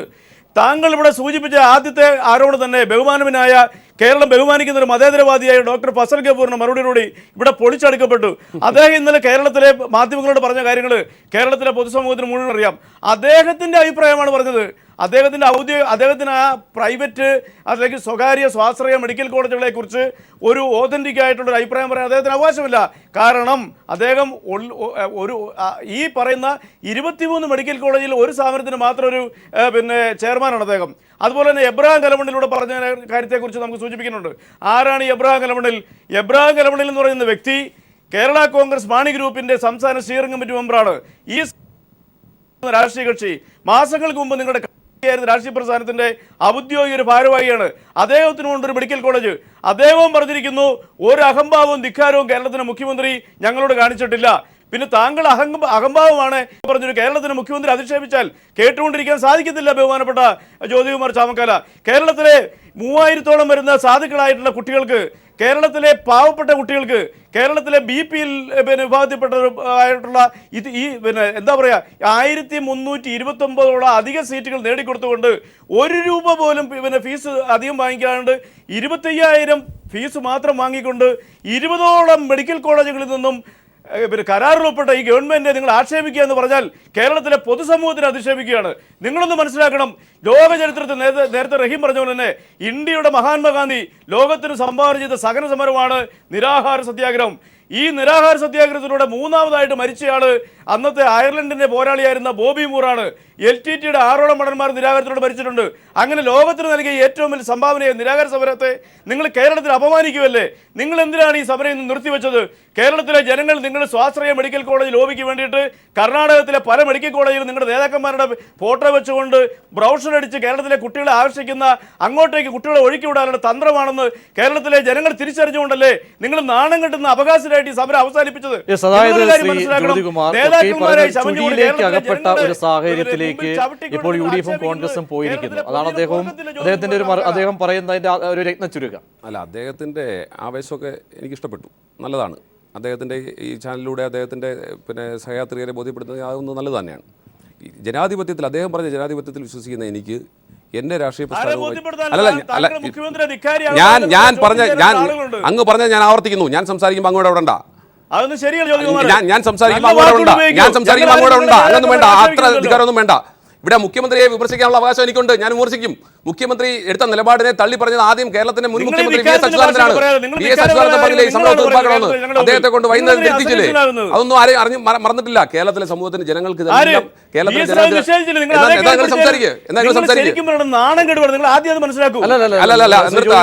അത്രയും അധികാരമൊന്നും വേണ്ട. എന്നാ പിന്നെ നമുക്ക് അമ്മിൽ അങ്ങനെ ആവാം. ശ്രീ റജി വരാം. ഒരു ഫോർമുല, നല്ലൊരു ഞാൻ പറഞ്ഞുകൊണ്ട് തീർക്കട്ടെ. അദ്ദേഹത്തിന്റെ ഇതെനിക്ക് ബോധ്യപ്പെടുന്നു. ഞാൻ പറഞ്ഞല്ലോ, ഇവിടെ സംസ്ഥാനത്തെ കുട്ടികൾക്ക് പഠിക്കുവാനും അവർക്ക് പോകുവാനും ഒക്കെ ഉള്ള അവസരങ്ങൾ പ്ലീസ് ഉണ്ടാക്കിയാൽ ഞങ്ങൾ മാനേജ്മെന്റ് ഹാപ്പി ആയിരിക്കും. മാനേജ്മെന്റ് ഹാപ്പി ആവും. കാരണം മാനേജ്മെന്റ് ഹാപ്പി ആവില്ല. ചോദിച്ച കൂടുതൽ ഫീസ് കിട്ടിയോണ്ട് മാനേജ്മെന്റ് ഹാപ്പിയാണ്. പ്രതിപക്ഷവും ഭരണപക്ഷവും ഞങ്ങൾക്ക് ഒരുപോലെ ഞങ്ങളെ സഹായിക്കുകയും സഹകരിക്കുകയും ചെയ്തവരാണ്. നിങ്ങൾ ഇതിന്റെ യാഥാർത്ഥ്യം ഒന്ന് മനസ്സിലാക്കുവാനാണ് ഞാൻ എന്റെ തുടക്കത്തിലെ കാര്യങ്ങളൊക്കെ പറഞ്ഞത്. നിങ്ങളുടെ സഹയാത്രികനായിരുന്നു. ഞങ്ങൾക്ക് നിങ്ങൾ വളരെ സേഫ് സോണിലാണ്. ഞങ്ങൾക്ക് നന്നായിട്ട് അറിയാം. കാരണം നിങ്ങളും സർക്കാരും ചേർന്ന് ഉണ്ടാക്കിയിരിക്കുന്ന ഈ കരാറിന്റെ ഭാഗമായി നിങ്ങൾക്ക് ഏറ്റവും കൂടുതൽ പ്രയോജനം കിട്ടിയെന്ന് ഞങ്ങൾക്ക് നന്നായിട്ട് അറിയാം. നിങ്ങൾ ചോദിച്ചതിനേക്കാൾ കൂടുതൽ ഫീസ് നിങ്ങൾക്ക് കിട്ടിയെന്ന് ഞങ്ങൾക്കറിയാം. നിങ്ങൾ കരാറിൽ കൂടുതൽ ആൾ വന്നതും പുതിയ കോളേജ് തുടങ്ങിയതുകൊണ്ട് സീറ്റ് കൂടിയതും കരാറിലേക്ക് പുതിയ ആളുകൾ വരാനുണ്ടായതിൻ്റെയൊക്കെ സാഹചര്യം ഇത് തന്നെയാണ്. കാരണം അവർക്ക് കിട്ടിക്കൊണ്ടിരുന്ന ഫീസിനേക്കാൾ കൂടുതൽ ഫീസ് അവർ ചോദിച്ചതിനേക്കാൾ കൂടുതൽ. ജ്യോതികുമാർ, നിങ്ങൾ പറയുന്നത് പോലെ ഫീസ് കുറച്ചിരുന്നെങ്കിൽ എല്ലാം ശരിയാകുമായിരുന്നു. നമുക്ക് യാഥാർത്ഥ്യം ഉൾക്കൊണ്ടുപോകാം. ഞാൻ പറഞ്ഞോട്ടെ, ഇവിടെ കഴിഞ്ഞ 5 വർഷം UDF സർക്കാർ അധികാരത്തിലുണ്ടായിരുന്നപ്പോൾ മൊത്തം കൂട്ടിയ ഫീസ് 45,000 രൂപയാണ്. അതിനുശേഷം ഇപ്പോൾ 4 മാസം കൊണ്ട് കൂട്ടിയിരിക്കുന്നത് 65,000 രൂപയാണ്. സ്വാഭാവികമായും അദ്ദേഹം മാനേജ്മെന്റ് പ്രതിനിധി പറഞ്ഞതുപോലെ അവർക്ക് വലിയ ഫീസ് വേണമെന്ന് അവരുടെ ആഗ്രഹമാണ്. അവർക്ക് സ്വാഭാവികമായിട്ട് അവർ പറയും. അതിന്റെ സാഹചര്യങ്ങൾ കൂടി സാഹചര്യം മനസ്സിലാക്കണം. അതിന്റെ സാഹചര്യം മനസ്സിലാക്കണം. സംസാരിക്കാം. അതിന്റെ സാഹചര്യം മനസ്സിലാക്കണം. ഇവിടെ നാട്ടു നടപ്പില്ലാത്ത രീതിയിൽ ഇത്തരത്തിൽ ഞാൻ പറഞ്ഞല്ലോ, കേസ് തോറ്റു കൊടുക്കുന്നു ഹൈക്കോടതിയിൽ. മുഴുവൻ സീറ്റും ഏറ്റെടുത്തുകൊണ്ട് ഞങ്ങൾ വിപ്ലവം സൃഷ്ടിക്കാൻ പോകുന്നു പറഞ്ഞാണ് ആദ്യം തുടങ്ങിയത്. ഹൈക്കോടതിയിൽ പോയി കേസ് തോറ്റു കൊടുത്തിട്ട് അപ്പീൽ പോകാൻ തയ്യാറായില്ല. എന്തുകൊണ്ട് തോറ്റു കൊടുത്തു വീണ്ടും പറയുന്നു പറഞ്ഞാൽ തോറ്റു കൊടുത്തു മാത്രമല്ല അപ്പീൽ പോകാൻ തയ്യാറായില്ല. അപ്പോൾ കോടതി വിധിയുടെ മറവ് വെച്ചുകൊണ്ട് ഒരു വൻ കൊള്ളയ്ക്കാണ് ഇടതുപക്ഷവും ഈ മാനേജ്മെന്റുകളും ചേർന്ന് തയ്യാറായത്. മറുപടി എന്തായാലും റഹീമിനുണ്ടാകും. ഒരു ചെറിയ ഇടവേളയിലേക്ക് 1 മിനിറ്റ്. ശ്രീ റഹീം, രാഷ്ട്രീയ ആരോപണങ്ങൾ മാത്രമായി മാറുന്നു, പക്ഷേ ഇതിൽ ആത്യന്തികമായ സാങ്കേതികത്വങ്ങളൊക്കെ പരിശോധിച്ചുകൊണ്ടുള്ള വ്യക്തമായ ഒരു ചർച്ചയ്ക്ക് പോലും പ്രതിപക്ഷം തയ്യാറായിട്ടില്ല എന്നാണോ മനസ്സിലാക്കേണ്ടത്? അതോ വീണ്ടും ഇത് കുറച്ചുകൂടി ചില ആഭ്യന്തര സ്വാശ്രയം എന്നത് കോൺഗ്രസിലെ കൂടി ആഭ്യന്തര പ്രശ്നങ്ങൾ മറയ്ക്കാനാണ് എന്ന നിങ്ങളുടെയൊക്കെ വാദഗതിക്ക് കൂടുതൽ കരുത്തേകുന്ന ഘട്ടങ്ങളാണോ കടന്നു പോകുന്നത്? അല്ല, അത് രാഷ്ട്രീയമായി പറയണ മറുപടിയാണ്, സ്വാഭാവികമായും പറയണം. ഞാൻ അതിലേക്ക് വരാം. അതിനുമുമ്പ് ശ്രീ ജ്യോതികുമാർ ചമക്കാല പറഞ്ഞതിൽ തന്നെ ഞങ്ങളുടെ വിശദീകരണമുണ്ട്. അദ്ദേഹം പറഞ്ഞൊരു കാര്യം, ഇവർ മാനേജ്മെൻറ്റ് സേഫ് സോണിലെന്നാണ്. അതായത് മാനേജ്മെൻറ്റുകൾ ഹാപ്പിയാണ്, സർക്കാർ മാനേജ്മെൻറ്റ് ഒത്തുകളിച്ച് മാനേജ്മെൻറ്റുകൾ ഈ കരാർ പ്രകാരം ലക്ഷങ്ങൾ ഉണ്ടാക്കുന്നു. അങ്ങനെയെങ്കിൽ ഞാൻ ചോദിക്കുന്നു, എന്തുകൊണ്ട് ക്രിസ്ത്യൻ ഇൻ്റർ ചർച്ച് കൗൺസിൽ ഈ സേഫ് സോണിലേക്ക് അവർ കയറി വന്നില്ല? ഇതാണ് ലാഭകരമായ ഏർപ്പാടെങ്കിൽ അവർ കൂടി വരണ്ടേ? നിങ്ങൾ ഏർപ്പെട്ടത് നഷ്ടമാണെങ്കിൽ അവരത് ഉപേക്ഷിച്ച് കളഞ്ഞിട്ട് ഞങ്ങൾ കൂടി ഇതിൽ വന്നോളാന്ന് പറഞ്ഞ് വരണ്ടേ? എന്തേ ഈ വാഹനത്തിൽ കയറിയില്ല അവർ? അപ്പോൾ നിങ്ങൾ പറയുന്ന വാദഗതി തെറ്റാണ്. രണ്ടാമത് നിങ്ങൾ പറയുന്നത് ഈ കേസുമായി ബന്ധപ്പെട്ട് 3 മെഡിക്കൽ കോളേജുകളുമായി ബന്ധപ്പെട്ട കേസിൽ സർക്കാർ അപ്പീൽ പോയില്ല എന്നുള്ളതാണ്. അത് വാസ്തവവിരുദ്ധമാണ്. ആദ്യം പറഞ്ഞൊരു കേസിൽ ഞങ്ങൾ അപ്പീൽ പോയില്ല. അത് സംബന്ധിച്ച് പല ഘട്ടങ്ങളിൽ വിശദീകരിച്ചിട്ടുള്ളതാണ്. അഡ്മിഷൻ പ്രോസസ്സ് പൂർത്തീകരിക്കണം, അത് സംബന്ധിച്ചാണ് അപ്പീൽ പോകാത്തത്. എന്നിട്ടും സുപ്രീം കോടതിയിൽ ഇത് സംബന്ധിച്ച് കേസ് വന്നപ്പോൾ ഗവൺമെൻറ് ഹാജരാവുകയും ഞങ്ങളുടെ നിലപാട് പറയുകയും ചെയ്തു. അത് സംബന്ധിച്ച് ഈ ഉപാധിയുമായി ഇപ്പോൾ ഉണ്ടാക്കിയ കരാറുമായി മുമ്പോട്ട് പോകാൻ സുപ്രീം കോടതി പറയുകയും ചെയ്തു. രണ്ടാമത് നിങ്ങൾ പറയുന്നത് KMCT, കരുണ, കണ്ണൂർ മെഡിക്കൽ കോളേജുകളുടെ വിഷയത്തിൽ ഞങ്ങൾ പോയിട്ടില്ല എന്ന് പറയുന്നത് ശുദ്ധനുണയാണ്. ഞങ്ങൾ പോയി എന്ന് മാത്രമല്ല, ഇപ്പോൾ ഈ ഉത്തരവ് കൊടുക്കാൻ കാര്യം എന്താ? ഈ പറയുന്ന 7-ാം തീയതിയാണ് കട്ട് ഓഫ് ഡേറ്റ്. ആ 7-ാം തീയതി എന്ന് പറയുന്ന ഡെഡ് ലൈൻ മുമ്പായിട്ട് അഡ്മിഷൻ പ്രോസസ്സ് പൂർത്തീകരിക്കണം. ഇവിടെ ഒരൊറ്റ കാര്യമേ ഉള്ളൂ, നേരത്തെ പറയുന്നതുപോലെ ഇരട്ടിയിലധികമായി 25,000 രൂപയ്ക്ക് പഠിക്കാൻ കഴിയുന്ന കുട്ടികളുടെ എണ്ണം കൂടി. അതെല്ലാം പലപ്പോഴും സംസാരിച്ചു. ഞാൻ ഇനി താങ്കൾ ചോദിച്ച ചോദ്യത്തിലേക്ക്, നിങ്ങളൊരു സമരം ഏറ്റെടുത്തു. ഞാൻ വിനീതമായി ചോദിക്കുന്നൊരു ചോദ്യം, ആ സമരത്തിൽ നിങ്ങളുടെ മുദ്രാവാക്യം എന്തായിരുന്നു? ഇപ്പോഴെന്താണ്? ഇപ്പോൾ നിങ്ങൾ ഈ ആവർത്തിച്ച് പറയുന്നു. ഇന്നിപ്പോൾ ശ്രീ VM സുധീരൻ പറഞ്ഞത് ഒരു ഏകാധിപതിയും കുറേ പേരും ചേർന്ന് ഭരിക്കുന്നു. കഴിഞ്ഞ ദിവസം ശ്രീ രമേശ് ചെന്നിത്തല നിയമസഭയ്ക്കകത്ത് പറഞ്ഞതും അതുപോലെ ശ്രീ ഉമ്മൻചാണ്ടി പറയുന്ന അതേപോലെ ചർച്ചകളിൽ വരുന്ന കോൺഗ്രസിൻ്റെ വക്താക്കളായ ശ്രീ ജ്യോതികുമാർ ഉൾപ്പെടെയുള്ളവരും പറയുന്നത് പിണറായി വേട്ടയ്ക്ക് ഇറങ്ങുകയാണ്. ഞാൻ ചോദിക്കട്ടെ, പിണറായി വിജയനെ ഇപ്പോൾ തൽക്കാലം മാറ്റി നിർത്ത്. സഖാവ് പിണറായിയെ നിങ്ങൾ വേട്ടയാടുന്നത് ഏറെക്കാലമായി തുടരുന്നു, അത് ഇനിയും തുടരും, ഇതിലും തുടരും. നിങ്ങൾ തുടർന്നോളൂ. പക്ഷേ ഇതിൻ്റെ മെറിറ്റിലേക്ക് വാ. നിങ്ങളുടെ മുദ്രാവാക്യം എന്ത്? സഖാവ് പിണറായി വിജയനെ ശരിപ്പെടുത്താനും അദ്ദേഹത്തിൻ്റെ ഈ പറയുന്നത് പോലെ നിലപാട് മാറ്റാനും ഉള്ളതല്ലല്ലോ. നിങ്ങളുടെ സമരത്തിൻ്റെ മുദ്രാവാക്യം പറ. സ്വാശ്രയ ഫീസ് കുറയ്ക്കുക, ഇനിയിപ്പോൾ സാധ്യമാണോ? പിന്നെന്തിന് നിങ്ങൾ വീണ്ടും സമരം തുടരുമെന്ന് പറയുന്നത്? എന്താണ് നിങ്ങളുടെ ഉപാധി? അങ്ങനെ അതാണ് ഞാൻ നേരത്തെ ആവർത്തിച്ചത്. ഇനി വലിച്ചു നീട്ടുന്നതിൽ എന്തർത്ഥമാണുള്ളത്? ഇതിനൊരു പോംവഴി വേണം. ഒന്ന്, എത്രത്തോളം രക്ഷകർത്താക്കളുടെ പിന്തുണ നിങ്ങൾക്ക് ഈ വിഷയവുമായി ബന്ധപ്പെട്ട് ആർജിക്കാൻ കഴിഞ്ഞു? 2, നിങ്ങൾ പറഞ്ഞ മാനേജ്മെന്റിന്റെ സേഫ് സോൺ ആണെങ്കിൽ നേരത്തെ സൂചിപ്പിച്ചതുപോലെ ക്രിസ്ത്യൻ മാനേജ്മെന്റ് എന്തുകൊണ്ട് മാറി നിൽക്കുന്നു? ഈ ചോദ്യത്തിനൊക്കെ മറുപടി സമയമെടുത്ത് തന്നെ പറയാം. ശ്രീ ജ്യോതികുമാർ, ഞാൻ റഹീം പറഞ്ഞു 1-2 കാര്യങ്ങൾ. റഹീം പറഞ്ഞു ഇപ്പോൾ വന്നിരിക്കുന്ന ഏറ്റവും അവസാനം വന്നിരിക്കുന്ന 3 കോളേജുകളെ സംബന്ധിച്ച് ഗവൺമെൻറ് അപ്പീലിൽ പോയി എന്നാണ്. റഹീമെ, സുപ്രീം കോടതിയിൽ ഗവൺമെൻറ് പോയി ആവശ്യപ്പെട്ടത് ഒന്ന് മാത്രമാണ്, കേരളത്തിലെ അഡ്മിഷൻ കഴിഞ്ഞ സെപ്റ്റംബർ 30 എന്നുള്ളത് നീട്ടിത്തരണം എന്ന് മാത്രമാണ് ആവശ്യപ്പെട്ടത്. അവിടെ നീട്ടിക്കൊടുക്കുകയും 7-ാം തീയതി വരെ നീട്ടിക്കൊടുത്തു. ജെയിംസ് കമ്മിറ്റിയാണ് ഈ 3 കോളേജിലെയും അഡ്മിഷൻ ക്യാൻസൽ ചെയ്തിട്ട് റെഗുലേഷൻ വിരുദ്ധമായി പോകുന്നു എന്ന് പറഞ്ഞുകൊണ്ട് സുപ്രീം കോടതിയെ സമീപിച്ചത്. അതിനകത്താണ് ഇപ്പോൾ അവർ കൗണ്ടർ കൊടുത്തിരിക്കുന്നത്. ഞങ്ങൾക്ക് ഗവൺമെൻറ് തന്നെ സമ്മതിച്ചു തന്നിരിക്കുന്നു 10 ലക്ഷവും 7 ലക്ഷവും ഒക്കെ. അത് ഇപ്പോൾ റഹീം പറയുന്നു ഹൈക്കോടതി ജഡ്ജ്മെൻറ്റ് ബേസിലാണ്. അതാണ് ഞാൻ മുമ്പേ പറഞ്ഞത്. അത് തന്നെയാണ് മുമ്പേ സംഭവിച്ചത്. ആദ്യത്തെ കേസിൽ സംഭവിച്ചത് ഹൈക്കോടതി ജഡ്ജ്മെൻറ്റ്. ജെയിംസ് കമ്മിറ്റിക്ക് സ്വന്തമായി ഇടപെടാനുള്ള സാഹചര്യം പോലും അതുകൂടി ചിന്തിക്കണം. അല്ല, ജെയിംസ് കമ്മിറ്റിയെ പിരിച്ചുവിടാനല്ലേ നിൽക്കുന്ന മുഖ്യമന്ത്രി പറഞ്ഞില്ലേ? മുഖ്യമന്ത്രി തന്നെ പറഞ്ഞില്ലേ ഞങ്ങൾ അതിനെക്കുറിച്ച് ആലോചിക്കുന്നുണ്ടെന്ന്. വിഷയവുമായി ബന്ധപ്പെട്ട അതിനുശേഷം വന്ന നടപടികളിൽ ഏറ്റവും വ്യക്തമായി ജെയിംസ് കമ്മിറ്റിക്ക് സ്വന്തമായി ഇടപെടാനുള്ള സാഹചര്യം മുമ്പുണ്ടായിരുന്നു, ഇപ്പോഴില്ല. ആ സാഹചര്യങ്ങൾ മനസ്സിലാക്കണം. അങ്ങനെ പറയുമ്പോൾ സർക്കാരിന് മുന്നിൽ പരാതികളില്ല, ഒരുപാട് കാര്യങ്ങൾ പറയേണ്ടി വരും. പരാതിയില്ല എന്ന് പറഞ്ഞു. 1300ഓളം പരാതിയാണ് ജെയിംസ് കമ്മിറ്റിയുടെ മുമ്പിൽ ചെന്നത്. അപ്പോൾ ഇതൊക്കെ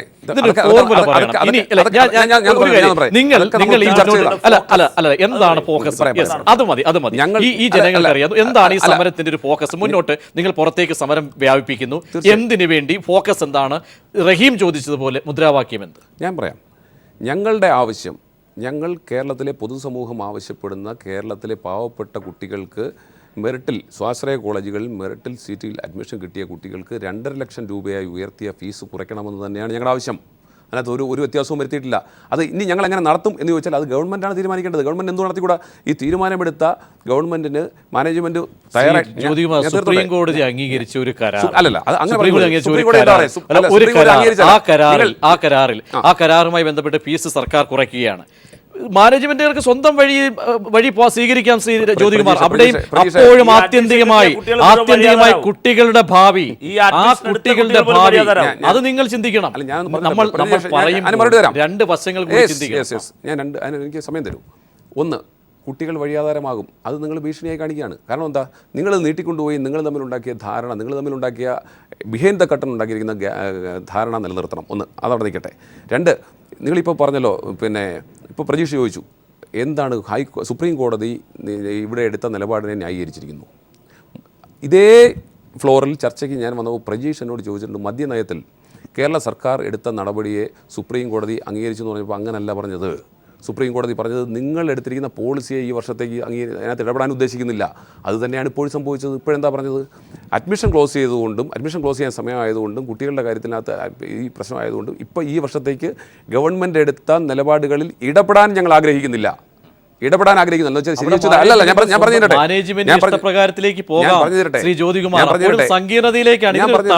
ഇനി അതുമായി ബന്ധപ്പെട്ട എന്തെങ്കിലും വിഷയമുണ്ടെങ്കിൽ കറസ്പോണ്ടിങ് ഹൈക്കോർട്ടിലേക്ക് പോകാം എന്നാണ് സുപ്രീം കോടതി പറഞ്ഞത്. അതുകൊണ്ട് സുപ്രീം കോടതി ഇത് ശരിവെച്ചു എന്ന് പറയുന്ന വാദം ശരിയല്ല. മറ്റൊന്ന്, ഈ വിഷയവുമായി ബന്ധപ്പെട്ട് ഞങ്ങൾ മാത്രമല്ല, ഞാൻ മുമ്പേ അദ്ദേഹം പറഞ്ഞപ്പോൾ ഞാൻ പറഞ്ഞല്ലോ, കേരളത്തിലെ മുൻ മുഖ്യമന്ത്രി ഉൾപ്പെടെ ഇതുമായി ബന്ധപ്പെട്ട് മുന്നോട്ട് വന്നില്ലേ. അദ്ദേഹം പിന്നീട് തിരുത്തി പറഞ്ഞു. എന്താ പറഞ്ഞത്? ഞാൻ പറഞ്ഞത് മറ്റേ SBI ലയനത്തെക്കുറിച്ചാണെന്ന്. ശ്രീ ഫസൽ ഗഫൂർ പറഞ്ഞതുപോലെയുള്ളത്. ശ്രീ ഫസൽ ഗഫൂറിൻ്റെ സ്പീച്ച് വളരെ ക്ലിയർ ആയിരുന്നു. അദ്ദേഹത്തിൻ്റെ റെക്കോർഡിംഗ് വളരെ ക്ലിയറാണ്. അതുപോലെ തന്നെ അദ്ദേഹത്തോട് ക്വസ്റ്റ്യൻ ചോദിക്കുന്നതും അദ്ദേഹം പറഞ്ഞ മറുപടിയും ഒക്കെ വളരെ വ്യക്തമാണ്. ഇവരെയൊക്കെ ഭീഷണിപ്പെടുത്തിയും ഇവരെയൊക്കെ ഓരോ രീതിയിലും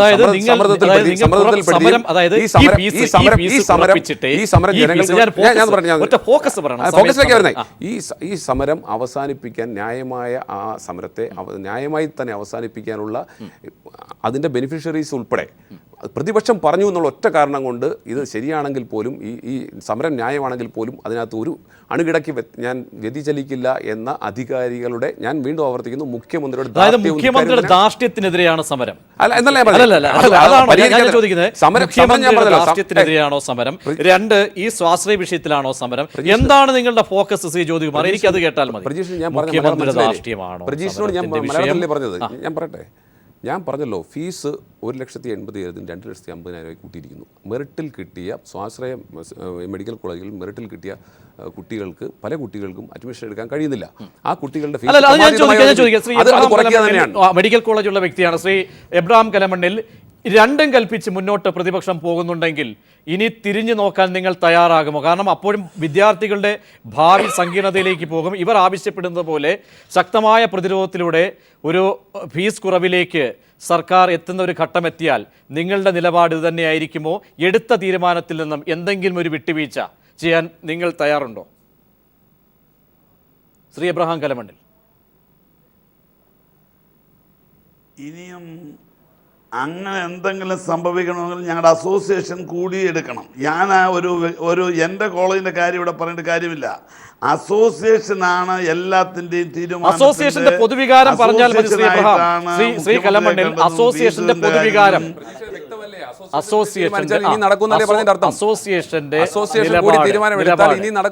അർത്ഥം. അപ്പൊ അസോസിയേഷനെ കൊണ്ട് അത്തരത്തിൽ തീരുമാനം എടുപ്പിക്കാൻ ശ്രമിക്കേണ്ടത് മുഖ്യമന്ത്രി, മന്ത്രിസഭയും ഗവൺമെന്റുമാണ്. തെറ്റിദ്ധരിപ്പിക്കാതെ പ്രസ്ഥാനമല്ല മെഡിക്കൽ കോളേജ്. നിങ്ങൾ എല്ലാവരും കാണുകയല്ലേ, 10 ലക്ഷം രൂപയ്ക്ക് സുപ്രീം കോടതി അംഗീകരിച്ച് ഈ രാജ്യത്തെ മുഴുവൻ കുട്ടികളെയും പഠിപ്പിക്കുന്ന കോളേജ് ഞങ്ങളുടെ മുമ്പിൽ നിൽക്കുകയാണ്. ഈ 10 ലക്ഷം രൂപയ്ക്കും 7 ലക്ഷം രൂപയ്ക്കും പഠിപ്പിക്കുന്ന കണ്ണൂരും KMCTയും കാരുണ്യയും ഒക്കെ ഞങ്ങളുടെ മുമ്പിൽ നിൽക്കുകയാണ്. ആ സ്ഥാനത്ത് ഞങ്ങൾ 50 കുട്ടികളെ 2,50,000 25,000 നിങ്ങളുടെ മുമ്പിൽ കാണുന്നില്ല. ഇത് കാണുമ്പോൾ നിങ്ങൾ കണ്ണിൽ ചോരയില്ലേ സ്നേഹിത? ഞാൻ ചോദിക്കുന്നത് ഞങ്ങൾ എന്ത് കുറയ്ക്കണമെന്നാ പറയുന്നു. പിന്നെ ഈ സ്കോളർഷിപ്പ് എന്നൊരു വാക്ക് ഈ നമ്മുടെ ഡോക്ടർ ഫസൽ കൊണ്ടുവന്നു, ഞങ്ങളത് പറഞ്ഞ് അദ്ദേഹത്തിൻ്റെതാണ്. പിന്നെ അതിലാരെങ്കിലും ഇനിയും സഹകരിക്കുന്നെങ്കിൽ സഹകരിച്ചോട്ടെ, ഞങ്ങൾക്ക് ആർക്കും വിരോധം. ഞാൻ already I am giving a scholarship for 4 students. കാരണം അവർ പാവങ്ങളാണ്, അവരുടെ ബാങ്ക് ഗ്യാരണ്ടി ഇല്ല, അവരുടെ കോഷൻ ഡെപ്പോസിറ്റ് ഇല്ല അടയ്ക്കാൻ. അങ്ങനെ കോഷൻ ഡെപ്പോസിറ്റ് ഇല്ലാതെ ബാങ്ക് ഗ്യാരണ്ടി ഇല്ല. നിങ്ങൾക്ക് you can come and check my accounts, അവിടെ കാണാൻ കഴിയും. വെറുതെ ഇതിനെ ഇനിയും വലിച്ചിഴച്ചു കൊണ്ടുപോയാൽ നമ്മൾ എന്താണ് എനിക്കറിഞ്ഞൂടാ. ഞാൻ അത്ര രാഷ്ട്രീയക്കാരനൊന്നുമല്ല. ഞാൻ കേരള കോൺഗ്രസ് മാണി ഗ്രൂപ്പിൻ്റെ ഒരു സ്റ്റിയറിംഗ് കമ്മിറ്റി മെമ്പർ എന്നതിൽ കവിഞ്ഞ് ഞാനൊരു രാഷ്ട്രീയക്കാരൻ എന്ന രീതിയിൽ ഇവിടെ ഈ ചർച്ചയിൽ ഞാൻ പങ്കെടുക്കുന്നില്ല. ഞാൻ പൊതുജനങ്ങളുടെ ആവശ്യം മനസ്സിലാക്കിയും പൊതുജനങ്ങളോട് സ്നേഹം, അതുപോലെ പ്രതിപക്ഷത്തെയും ഭരണപക്ഷത്തെയും ഒരുപോലെ സ്നേഹിക്കുന്ന ഒരു വ്യക്തി എൻ്റെ പേഴ്സണലായ അഭിപ്രായത്തിൽ പറയുമ്പോൾ ഇനി അവരവർക്ക് എന്തെങ്കിലുമൊക്കെ ചെയ്യുന്നുണ്ട്, ചെയ്തുകൊള്ളും. ഒരു ചർച്ചയ്ക്കൊന്നും ഇനി ഒരു പ്രസക്തിയില്ല. അതാണ് റഹീം, ചർച്ചയിലേക്ക് വരുമ്പോൾ, കാരണം പ്രതിപക്ഷത്തിൻ്റെ സമരം, പ്രതിപക്ഷം എന്തായാലും യൂത്ത് കോൺഗ്രസ് നിങ്ങളിനി നിയമസഭ പിരിച്ചുവിട്ടുകൊണ്ട് നിലപാട് സ്വീകരിച്ചാലും പുറത്ത് പല വേദികളുമുണ്ട്. ആ വേദികളിലൊക്കെ ഏത് വിധത്തിലും യൂത്ത് കോൺഗ്രസും യുവജന സംഘടനകൾ, UDF-ലെ മറ്റ് ഘടകകക്ഷികൾ, അവരുടെ പോഷക സംഘടന എല്ലാം പോകുന്ന ഒരു ഘട്ടത്തിലേക്ക് വരികയാണ്. അപ്പോൾ ആത്യന്തികമായി ഒന്ന്, നിങ്ങൾക്ക് ഇടപെടാൻ കഴിയാവുന്നതിൽ പല പരിമിതികളും ഉണ്ടാകാം. അത് ഉൾക്കൊള്ളുമ്പോഴും ജനങ്ങൾക്കിടയിലേക്ക് സങ്കീർണത എന്ന വിഷയം അത് വ്യാപകമായി പോകും. എന്ത് നിലപാട് സ്വീകരിക്കും ശ്രീ റഹീം? അല്ല, ഇതിനകത്തെ ഇവർക്കൊരു ഫോക്കസ് ഇല്ലായിരുന്നു എന്ന് ഇദ്ദേഹം വിശദീകരിച്ചപ്പോൾ കൂടുതൽ മനസ്സിലായി. ഇപ്പോഴുമില്ല. അത് എന്താണ് ഇവരുടെ മുദ്രാവാക്യം? എവിടേക്കാണ് ഈ സമരം? എന്താണ് സർക്കാർ ചെയ്യേണ്ടത്? ഈ സർക്കാരുമായി ബന്ധപ്പെട്ട് ഇവർ ധാർഷ്ട്യം എന്നെല്ലാം വാക്കുപയോഗിച്ചല്ലോ. ഈ നിയമസഭയ്ക്കുള്ളിൽ ആദ്യമായി ഈ പ്രശ്നം ഉന്നയിക്കുന്നു പ്രതിപക്ഷ നേതാവ്. അന്ന് CM-ൻ്റെ നിലപാടെന്താ? ചർച്ചയാവാം, ചർച്ച ചെയ്യുന്നു. രണ്ടാമത്തെ ദിവസം വീണ്ടും ഈ പ്രശ്നം വഷളാക്കുന്നു. അതിനുശേഷവും മാനേജ്മെൻറ്റുകൾ ഇതുപോലൊരു പ്രശ്നത്തിലേക്ക് എത്തിയിരിക്കുന്നു എന്ന് പറഞ്ഞിട്ട് മുൻ മുഖ്യമന്ത്രിയും പ്രതിപക്ഷ നേതാവും പോയി കാണുന്നു. അതിനെന്താ? മാനേജ്മെൻറ്റുകൾക്ക് അങ്ങനെയുണ്ടെങ്കിൽ നമുക്ക് ചർച്ചയാവാം എന്ന നിലപാടാണ് CM സ്വീകരിച്ചത്. അവിടെയൊക്കെ എവിടെയാണ് ധാർഷ്ട്യം? എവിടെയാണ് പിടിവാശി? എവിടെയെങ്കിലും എന്തെങ്കിലും ഉണ്ടോ? രണ്ട്, ഈ സമരവുമായി ബന്ധപ്പെട്ട് സ്വാഭാവികമായും എന്തെങ്കിലും ലാത്തി ചാർജും ഈ പറയുന്നത് പോലെ ലാത്തി ചാർജൊക്കെ ക്രിയേറ്റ് ചെയ്യപ്പെടുന്നതാണ്. പക്ഷേ ഞാൻ നോക്കൂ, അതുമായി ബന്ധപ്പെട്ടെടുത്ത കേസുകൾ ഞാനൊരു പഠനം നടത്തി. നമ്മളെല്ലാവരും കണ്ട വിഷ്വലാണ്. നമ്മുടെ ധനകാര്യമന്ത്രി സഖാവ് തോമസ് ഐസക്കിനെ പെരുവഴിയിൽ തടഞ്ഞത്. പ്രതീക്ഷ ചോദിച്ചു നോക്കൂ, കേസെടുക്കേണ്ടത് മ്യൂസിയം പോലീസ് സ്റ്റേഷനാണ്. ഒരു കേസേ എടുത്തിട്ടില്ല. നമ്മുടെ ഇദ്ദേഹത്തെ രാജു മിനിസ്റ്ററെ തടഞ്ഞു. അദ്ദേഹത്തിന്റെ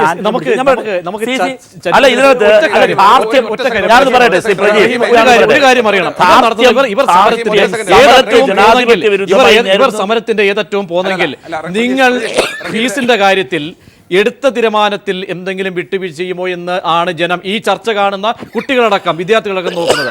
രണ്ടായാലും സങ്കീർണത.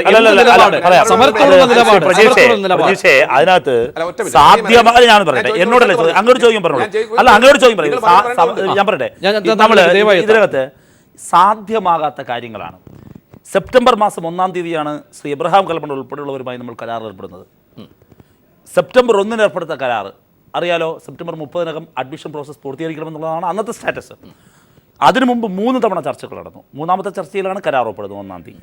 ഞാൻ ചോദിക്കുന്നു, അതിനു മുമ്പ് എപ്പോഴെങ്കിലും പ്രതിപക്ഷം എന്ന നിലയിൽ ഈ ഫീസ് വർധനവുമായി ബന്ധപ്പെട്ട് ഞങ്ങൾക്ക് ക്രിയേറ്റീവായി ഇന്നൊരു ബദൽ വെക്കാനുണ്ട്. കോടതി സാഹചര്യം സെപ്റ്റംബർ 1-ന് കരാർ ഒപ്പിടുന്നു. ഞാൻ മനസ്സിലാക്കുന്നത് 16-ന് മറ്റാണ് ഇവരുടെ സമരം ആരംഭിക്കുന്നത്. 19-നാണ് നിരാഹാര സമരം യൂത്ത് കോൺഗ്രസ് ആരംഭിക്കുന്നത്. ഇതിനിടയിൽ എപ്പോഴെങ്കിലും ഇവരൊരു പ്രപ്പോസൽ വെച്ചോ? അത് കഴിഞ്ഞിട്ട് ഇപ്പോഴുണ്ടോ? അതാണ് ഫോക്കസ്. നേരത്തെ സ്റ്റിക്ക് ഓൺ ചെയ്ത് നമുക്ക് അദ്ദേഹത്തിന്റെ ചോദ്യത്തിന് ഒരു കൃത്യമായ അദ്ദേഹത്തിന്റെ ചോദ്യത്തിന് മറുപടി പറഞ്ഞാൽ ഒരു കാര്യം കൂടെ പറഞ്ഞിട്ടൊക്കെ പറയാം. അദ്ദേഹം പറഞ്ഞു പോലീസ് വളരെ ഭവ്യതയോടെ നിന്നാണെന്നാ. ഞങ്ങളുടെ മുഴുവൻ പ്രവർത്തകരെയും മർദ്ദിക്കുകയായിരുന്നു. മുഴുവൻ ആളുകൾക്കെതിരെ, എനിക്കെതിരെ. ഞാൻ KSUവും പോലീസും തമ്മിൽ നടക്കുന്ന സംഘർഷത്തിൻ്റെ ഇടയ്ക്ക് മധ്യസ്ഥത പറയാൻ പോയ എനിക്കെതിരെ ഒറ്റ ദിവസം ചാർജ് ചെയ്തത് 8 കേസാണ്. റഹീം വേണേ അന്വേഷിച്ച് നോക്കാം. നിങ്ങൾ കേസ് ചാർജില്ല എന്നൊക്കെ പറഞ്ഞാലേ ഞാൻ നേരിട്ട് പറയുകയാണ്, എനിക്കെതിരെ ഒറ്റ ദിവസം ചാർജ് ചെയ്തത് 8 കേസാണ്. പ്രശ്നമില്ല, പൊതുരംഗത്ത് നിൽക്കുമ്പോൾ കേസ് നടത്തിയിട്ടുണ്ട്. റഹീമും കേസിന് ഒരുപാട് പ്രതിയായിട്ടുണ്ട്. എന്തിനാണ്? സ്വാശ്രയ പ്രശ്നങ്ങളിലാണ്. ആ റഹീമാണ് ഇപ്പോൾ അതിനെ ന്യായീകരിക്കുന്നത്. ഇനി ഇവരിപ്പോൾ പറഞ്ഞു ബദൽ. ഇവർ കാണിച്ച മണ്ടത്തരത്തെല്ലാം ചൂണ്ടിക്കാണിച്ചുള്ള പ്രതിപക്ഷമല്ലേ. ആദ്യം മാനേജ്മെൻറ്റിലേക്കും മെറിറ്റിലേക്കും എല്ലാം ഒറ്റയടിക്ക് BDS-ന് എത്ര ലക്ഷം രൂപ പറഞ്ഞേ? 4 ലക്ഷം രൂപ തീരുമാനിച്ചത്. അത് തെറ്റായി പോയി ആദ്യം ചൂണ്ടിക്കാണിച്ചത് പ്രതിപക്ഷ നേതാവല്ലേ, അപ്പോഴല്ലേ തിരുത്തിയത്. ഇപ്പോൾ ഞങ്ങളുടെ ആവശ്യം എന്താണ്? 1,80,000 രൂപ ഉണ്ടായിരുന്ന മാനേജ്മെൻറ്റിലെ മെറിറ്റ് സീറ്റിൽ, സ്വാശ്രയത്തിലെ മെറിറ്റ് സീറ്റിലെ ഫീസ് 1,80,000 കഴിഞ്ഞ 5 വർഷം കൊണ്ട് ആകെപ്പാടെ കൂടിയിട്ടുള്ളത് 40,000 രൂപയാണ്. ഇവിടെ ഒറ്റ വർഷം, അതായത് ആദ്യത്തെ 3 ഞാൻ പറയട്ടെ, ആ ഒരു വർഷം ആ ഫീസ് അത്രയും വളരെ ഭീകരമായ പിന്നെ ഫീസ് വർധനമാണ് ഉണ്ടായിരിക്കുന്നത്. അത് അത്രയും കൂട്ടാൻ പാടില്ല. കഴിഞ്ഞ വർഷത്തെ സ്റ്റാറ്റസ്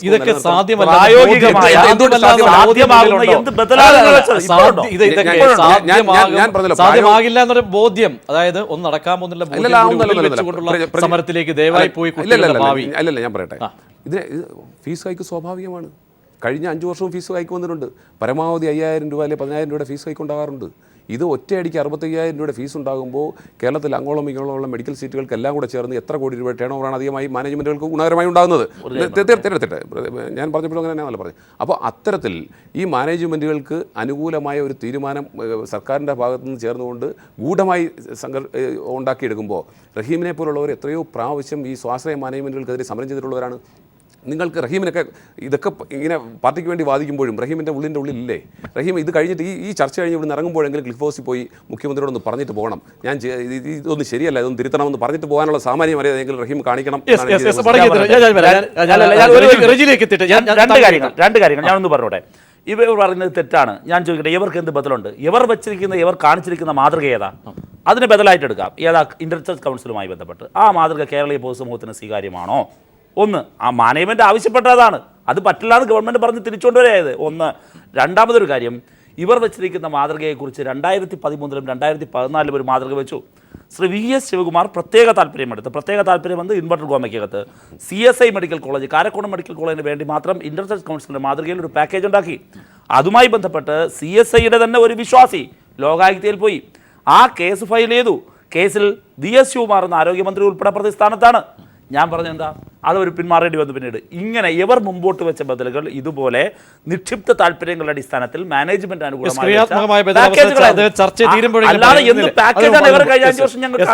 റെജി ലൂക്കോസ് ചില ആത്യന്തികമായ ഒളിച്ചോട്ടത്തിന് വേണ്ടി നടത്തുന്ന അല്ലെങ്കിൽ കിട്ടിയ ഒരു വടി അങ്ങനെയാണോ പലരും വ്യാഖ്യാനിക്കുന്നുണ്ട്. അതിന് ഈ പറയുന്ന രീതിയിൽ രാഷ്ട്രീയമായ പല കാരണങ്ങളുണ്ടായിരിക്കും. UDF നേരത്തെ സൂചിപ്പിച്ചതുപോലെ UDFിലെ വിഷയങ്ങൾ, കോൺഗ്രസിനുള്ളിലെ വിഷയങ്ങൾ, കേസ്, അഴിമതി കേസുമായി ബന്ധപ്പെട്ട അന്വേഷണങ്ങൾ, ഇതൊക്കെ ആത്യന്തികമായി ചർച്ചകൾ മുഖം തിരിയുന്ന ഒരു അവസരം സൃഷ്ടിക്കുക. ഇന്ന് ഒരു പ്രതിപക്ഷ ഇന്ന് ഭരണകക്ഷിയിലെ ഒരു നേതാവ് പറഞ്ഞ കാര്യമാണ്. ഇതിനൊക്കെ ഒരു അർത്ഥം തോന്നുന്നുണ്ടോ ഈ സമരത്തെ വീക്ഷിക്കുമ്പോൾ?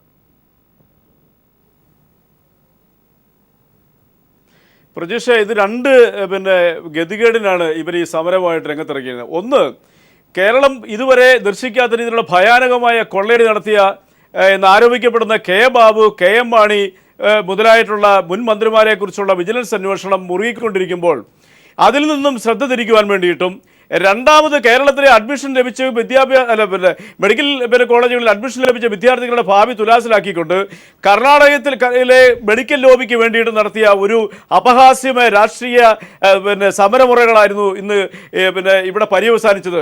ഒരു കാര്യം പറയാനുള്ള സമയം തരണം. കേരളത്തിൻ്റെ പ്രതിപക്ഷ നേതാവ് ഈ നിയമസഭാ സമ്മേളനത്തിൻ്റെ ആദ്യത്തെ ദിവസം നിയമസഭയിൽ പറഞ്ഞൊരു പ്രധാനപ്പെട്ട കാര്യമുണ്ട്. അതായത് ഈ കാലയളവിൽ കഴിഞ്ഞ 5 വർഷക്കാലത്തും 1 കോടിയോളം രൂപ ഓരോ വിദ്യാർത്ഥിയോടും മേടിച്ച് 350 വിദ്യാർത്ഥികളെ കേരളത്തിലെ മെഡിക്കൽ കോളേജിൽ പഠിപ്പിക്കുന്നു. അതായത് 350 കോടി രൂപയുടെ ഒരു കൊള്ള കേരളത്തിലെ രക്ഷിതാക്കളിൽ നിന്ന് പിഴിഞ്ഞുകൊണ്ടിരുന്ന 350 കോടി രൂപ ഈ എന്താ പറയുക, നേരത്തെ ജ്യോതികുമാർ ചാമക്കാല പറഞ്ഞ പോലെ ധൈര്യശാലിയായ ഒരു മുഖ്യമന്ത്രിയുടെ നേതൃത്വത്തിൽ അത് ഇല്ലാതാക്കിയതിലുള്ള വിഷമമാണ് ഇന്ന് UDFിനെ ഇവിടെ അലോരസപ്പെടുത്തുന്നത്. പാവപ്പെട്ട വിദ്യാർത്ഥികൾക്ക് എന്തിനധികം ഇവരുടെ KSC പോലും ഏറ്റെടുക്കാത്തൊരു സമരമാണെന്നുള്ളതാണ് ഇതിനകത്ത് ഏറ്റവും വലിയ വിചിത്രം. യൂത്ത് കോൺഗ്രസ് മരവിച്ച് കിടന്നപ്പോൾ 6 ദിവസം പട്ടിണി കിടക്കുകയും തുടർന്ന് 4 MLAമാർ 6 ദിവസം ഭക്ഷണം കഴിക്കാതെ കിടക്കാതെ ആരോഗ്യമില്ല എന്ന് തെളിയിച്ച ഇവിടുത്തെ യുവജന സംഘടനയായ യൂത്ത് കോൺഗ്രസ് പോലും കേരളത്തിൽ അപഹാസ്യമായിരിക്കുന്നു. അതുകൊണ്ട് കേരളത്തിലെ ജനങ്ങൾ UDFിനെ പാതാള കുഴിയിലേക്ക് തള്ളിയിട്ടിരിക്കുകയാണ്. ഇന്നത്തെ ദിവസം 5 വർഷക്കാലത്തെ പ്രതിപക്ഷ സമരങ്ങളെ കുറിച്ച് കാണാതെ പോലെ ഈ സമയത്ത് കഴിഞ്ഞ 5 വർഷം പ്രതിപക്ഷം നടത്തിയിട്ടുള്ള ഏതെങ്കിലും സമരം വിജയിച്ചിട്ടുണ്ടോ? ഞങ്ങളുടെ ഈ സമരം വിജയിക്കുന്ന കാര്യത്തിൽ ഒരു തർക്കവും വേണ്ട. കഴിഞ്ഞ 5 വർഷവും DYFI ആയാലും SFI ആയാലും നടത്തിയുള്ള സമരങ്ങൾ മുഴുവൻ പരിപൂർണ്ണ പരാജയമായിരുന്നു. ഒന്ന്, രണ്ട് അങ്ങ് ഈ പറഞ്ഞല്ലോ, ഇപ്പോൾ ഈ പറഞ്ഞ സമരത്തെക്കുറിച്ച് സമരം കൃത്യമായി നടക്കുന്നുണ്ട്. ഒരു തർക്കവും വേണ്ട. ഏതറ്റം വരെ പോകും? ഞങ്ങൾ വെച്ചിരിക്കുന്ന ഡിമാൻഡ്, അതായത് ഈ ഫീസ് കുറയ്ക്കണം എന്നുള്ള കാര്യത്തിൽ ഒരു വിട്ടുവീഴ്ചയും ഞങ്ങൾ തയ്യാറല്ല. ആ ഫീസ് കുറയ്ക്കുന്ന KSUകാരുടെ പങ്കിനെ കുറിച്ച് ചോദിച്ചു. ഈ കഴിഞ്ഞ 26-ാം തീയതി സെക്രട്ടറിയിലേക്ക് നടന്ന മാർച്ച് KSU കുട്ടികൾ മാത്രമാണ് പങ്കെടുത്തത്. ആയിരക്കണക്കിന് കുട്ടികളാണ് പങ്കെടുത്തത്. അവരും പോലീസുമായി ഏറ്റുമുട്ടലുണ്ടായി. അതിന് മധ്യസ്ഥം പറഞ്ഞ ഒരാളാണ് ഞാൻ. അവരുടെ ചുരുക്കമൊക്കെ ഞാൻ കണ്ടതാണ്. അവരുടെ ഈ വിഷയത്തോടുള്ള അവരുടെ നിലപാട്, അവരുടെ ആർജവം ഞാൻ നേരിട്ട് കണ്ട ആളാണ്. സമരത്തിലേക്ക് പോകുന്ന ഒരു ഗതി വരുമോ? ഒരിക്കലുമില്ല. നിയമസഭയിൽ സമരം പിൻവലിക്കുന്നു. അതുപോലെ അതൊക്കെ സംഭവിച്ചിട്ടുള്ളത് കഴിഞ്ഞ 5 വർഷവും ഇടതുപക്ഷത്തിന് മാത്രമാണ്. ഞങ്ങൾ ജനാധിപത്യപരമായി ജനങ്ങളുടെ ഇഷ്യൂ ആണ് ഏറ്റെടുത്തിരിക്കുന്നത്. ആ വിഷയത്തിൽ ഈ ഉന്നത വിദ്യാഭ്യാസ രംഗത്ത് നടക്കുന്ന ഈ പകൽക്കൊള്ള, അദ്ദേഹം പറഞ്ഞല്ലോ കഴിഞ്ഞ ഇപ്പോ എന്താ അവസ്ഥ? ഇപ്പോ ബാങ്ക് ഗ്യാരണ്ടി കൊടുക്കണം,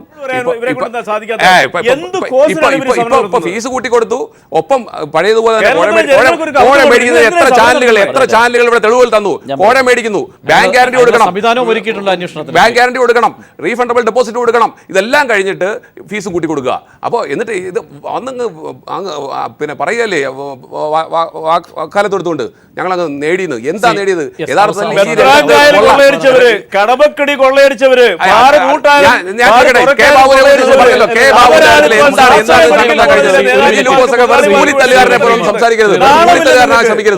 റഹീം, എന്തായാലും രണ്ടും കൽപ്പിച്ചുള്ള മുന്നോട്ട് പോക്കിൽ സർക്കാരും ജനങ്ങളെല്ലാം ഉറ്റുനോക്കിയാണ് സർക്കാർ എന്ത് നിലപാടായിരിക്കും ഇനി എടുക്കാൻ പോകുന്നത്. കാരണം ഇവരുടെ സമരമൊക്കെ ഒരു പക്ഷേ ഇനി കോളേജുകളിലേക്ക് മുന്നിലേക്കൊക്കെ എത്തിയേക്കാമോ, അങ്ങനെയൊക്കെ പല ദിശയിലേക്ക്. എന്തായാലും 10 സെക്കൻഡിൽ മറുപടി. 10 സെക്കൻഡ് ദയവായി. KSUവിൻ്റെയും കോൺഗ്രസിൻ്റെയും സംഘടനാ സംവിധാനം കോൺഗ്രസും ഒന്നാകെ ശക്തിപ്പെട്ടു എന്നാണ് അവർ പറയുന്നത്. ഞാൻ ചോദിക്കുന്നത്, ഈ സംഘടനാ സംവിധാനത്തെ ശക്തിപ്പെടുത്താനായിരുന്നു ഇവർ സമരം? 2, KSUവിൻ്റെ ദുർബലത ശ്രീ റെജിലൂക്കോസ് പറഞ്ഞത് ശരിയല്ലേ? ഇത് വിദ്യാർത്ഥികളുടെ പ്രശ്നമല്ലേ? സമരം പ്രഖ്യാപിക്കേണ്ടിയിരുന്നവരാണ് KSU, നിരാഹാരം കെടുക്കേണ്ടിയിരുന്നവരാണ് KSUവിൻ്റെ സംസ്ഥാന പ്രസിഡന്റ്. അതാണല്ലോ ഒരു കീഴ്വഴക്കം. എവിടെ കണ്ടില്ലല്ലോ. ദീൻ കുര്യാക്കോസും മഹേഷും നിരാഹാരം കിടന്നു. 8ാം നാൾ അവർ അവസാനിപ്പിച്ചു. എൻ്റെ ഓർമ്മ 6ഓ 8ഓ അവസാനിപ്പിച്ചു. അത് കഴിഞ്ഞാൽ സാധാരണഗതിയിൽ അടുത്ത ലാപ്പ് പുതിയ ആൾക്കാർ ആരംഭിക്കുകയാണ്. രസകരമായ ഒരു കാര്യം,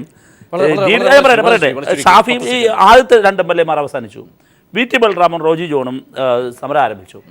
സാധാരണ നിയമസഭാ ഷെഡ്യൂൾ പ്രകാരം തന്നെ നാളെ ഈ സഭ അവസാനിക്കുകയാണ്. നാളത്തെ ഇപ്പോൾ ഗില്ലറ്റ് ചെയ്തു, പക്ഷേ നാളെ വൈകുന്നേരം അവസാനിക്കുകയാണ്.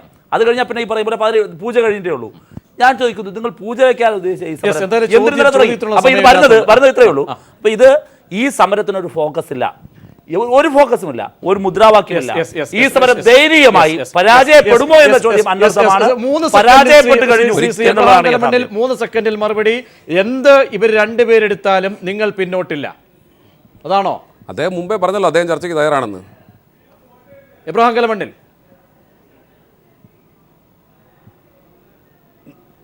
യെസ്, അതായത് ഞാൻ പറഞ്ഞല്ലോ, ഇനി ഒരു ചർച്ചയ്ക്കുള്ള സമയം എവിടെയാണ് സാർ?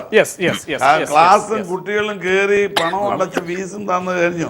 ഞങ്ങൾ സ്കോളർഷിപ്പ് നിലപാടിനോടുള്ള അവരുടെ പ്രതികരണം. സങ്കീർണത വർദ്ധിക്കുന്നുവോ? സമരം എങ്ങോട്ട്? സർക്കാരിന്റെ നിലപാട് ഒക്കെ ഇനി എന്ത് എന്ന ചോദ്യം കൂടി ഉയരുകയാണ്. ചർച്ചയിൽ പങ്കുചേർന്ന എല്ലാവർക്കും നന്ദി.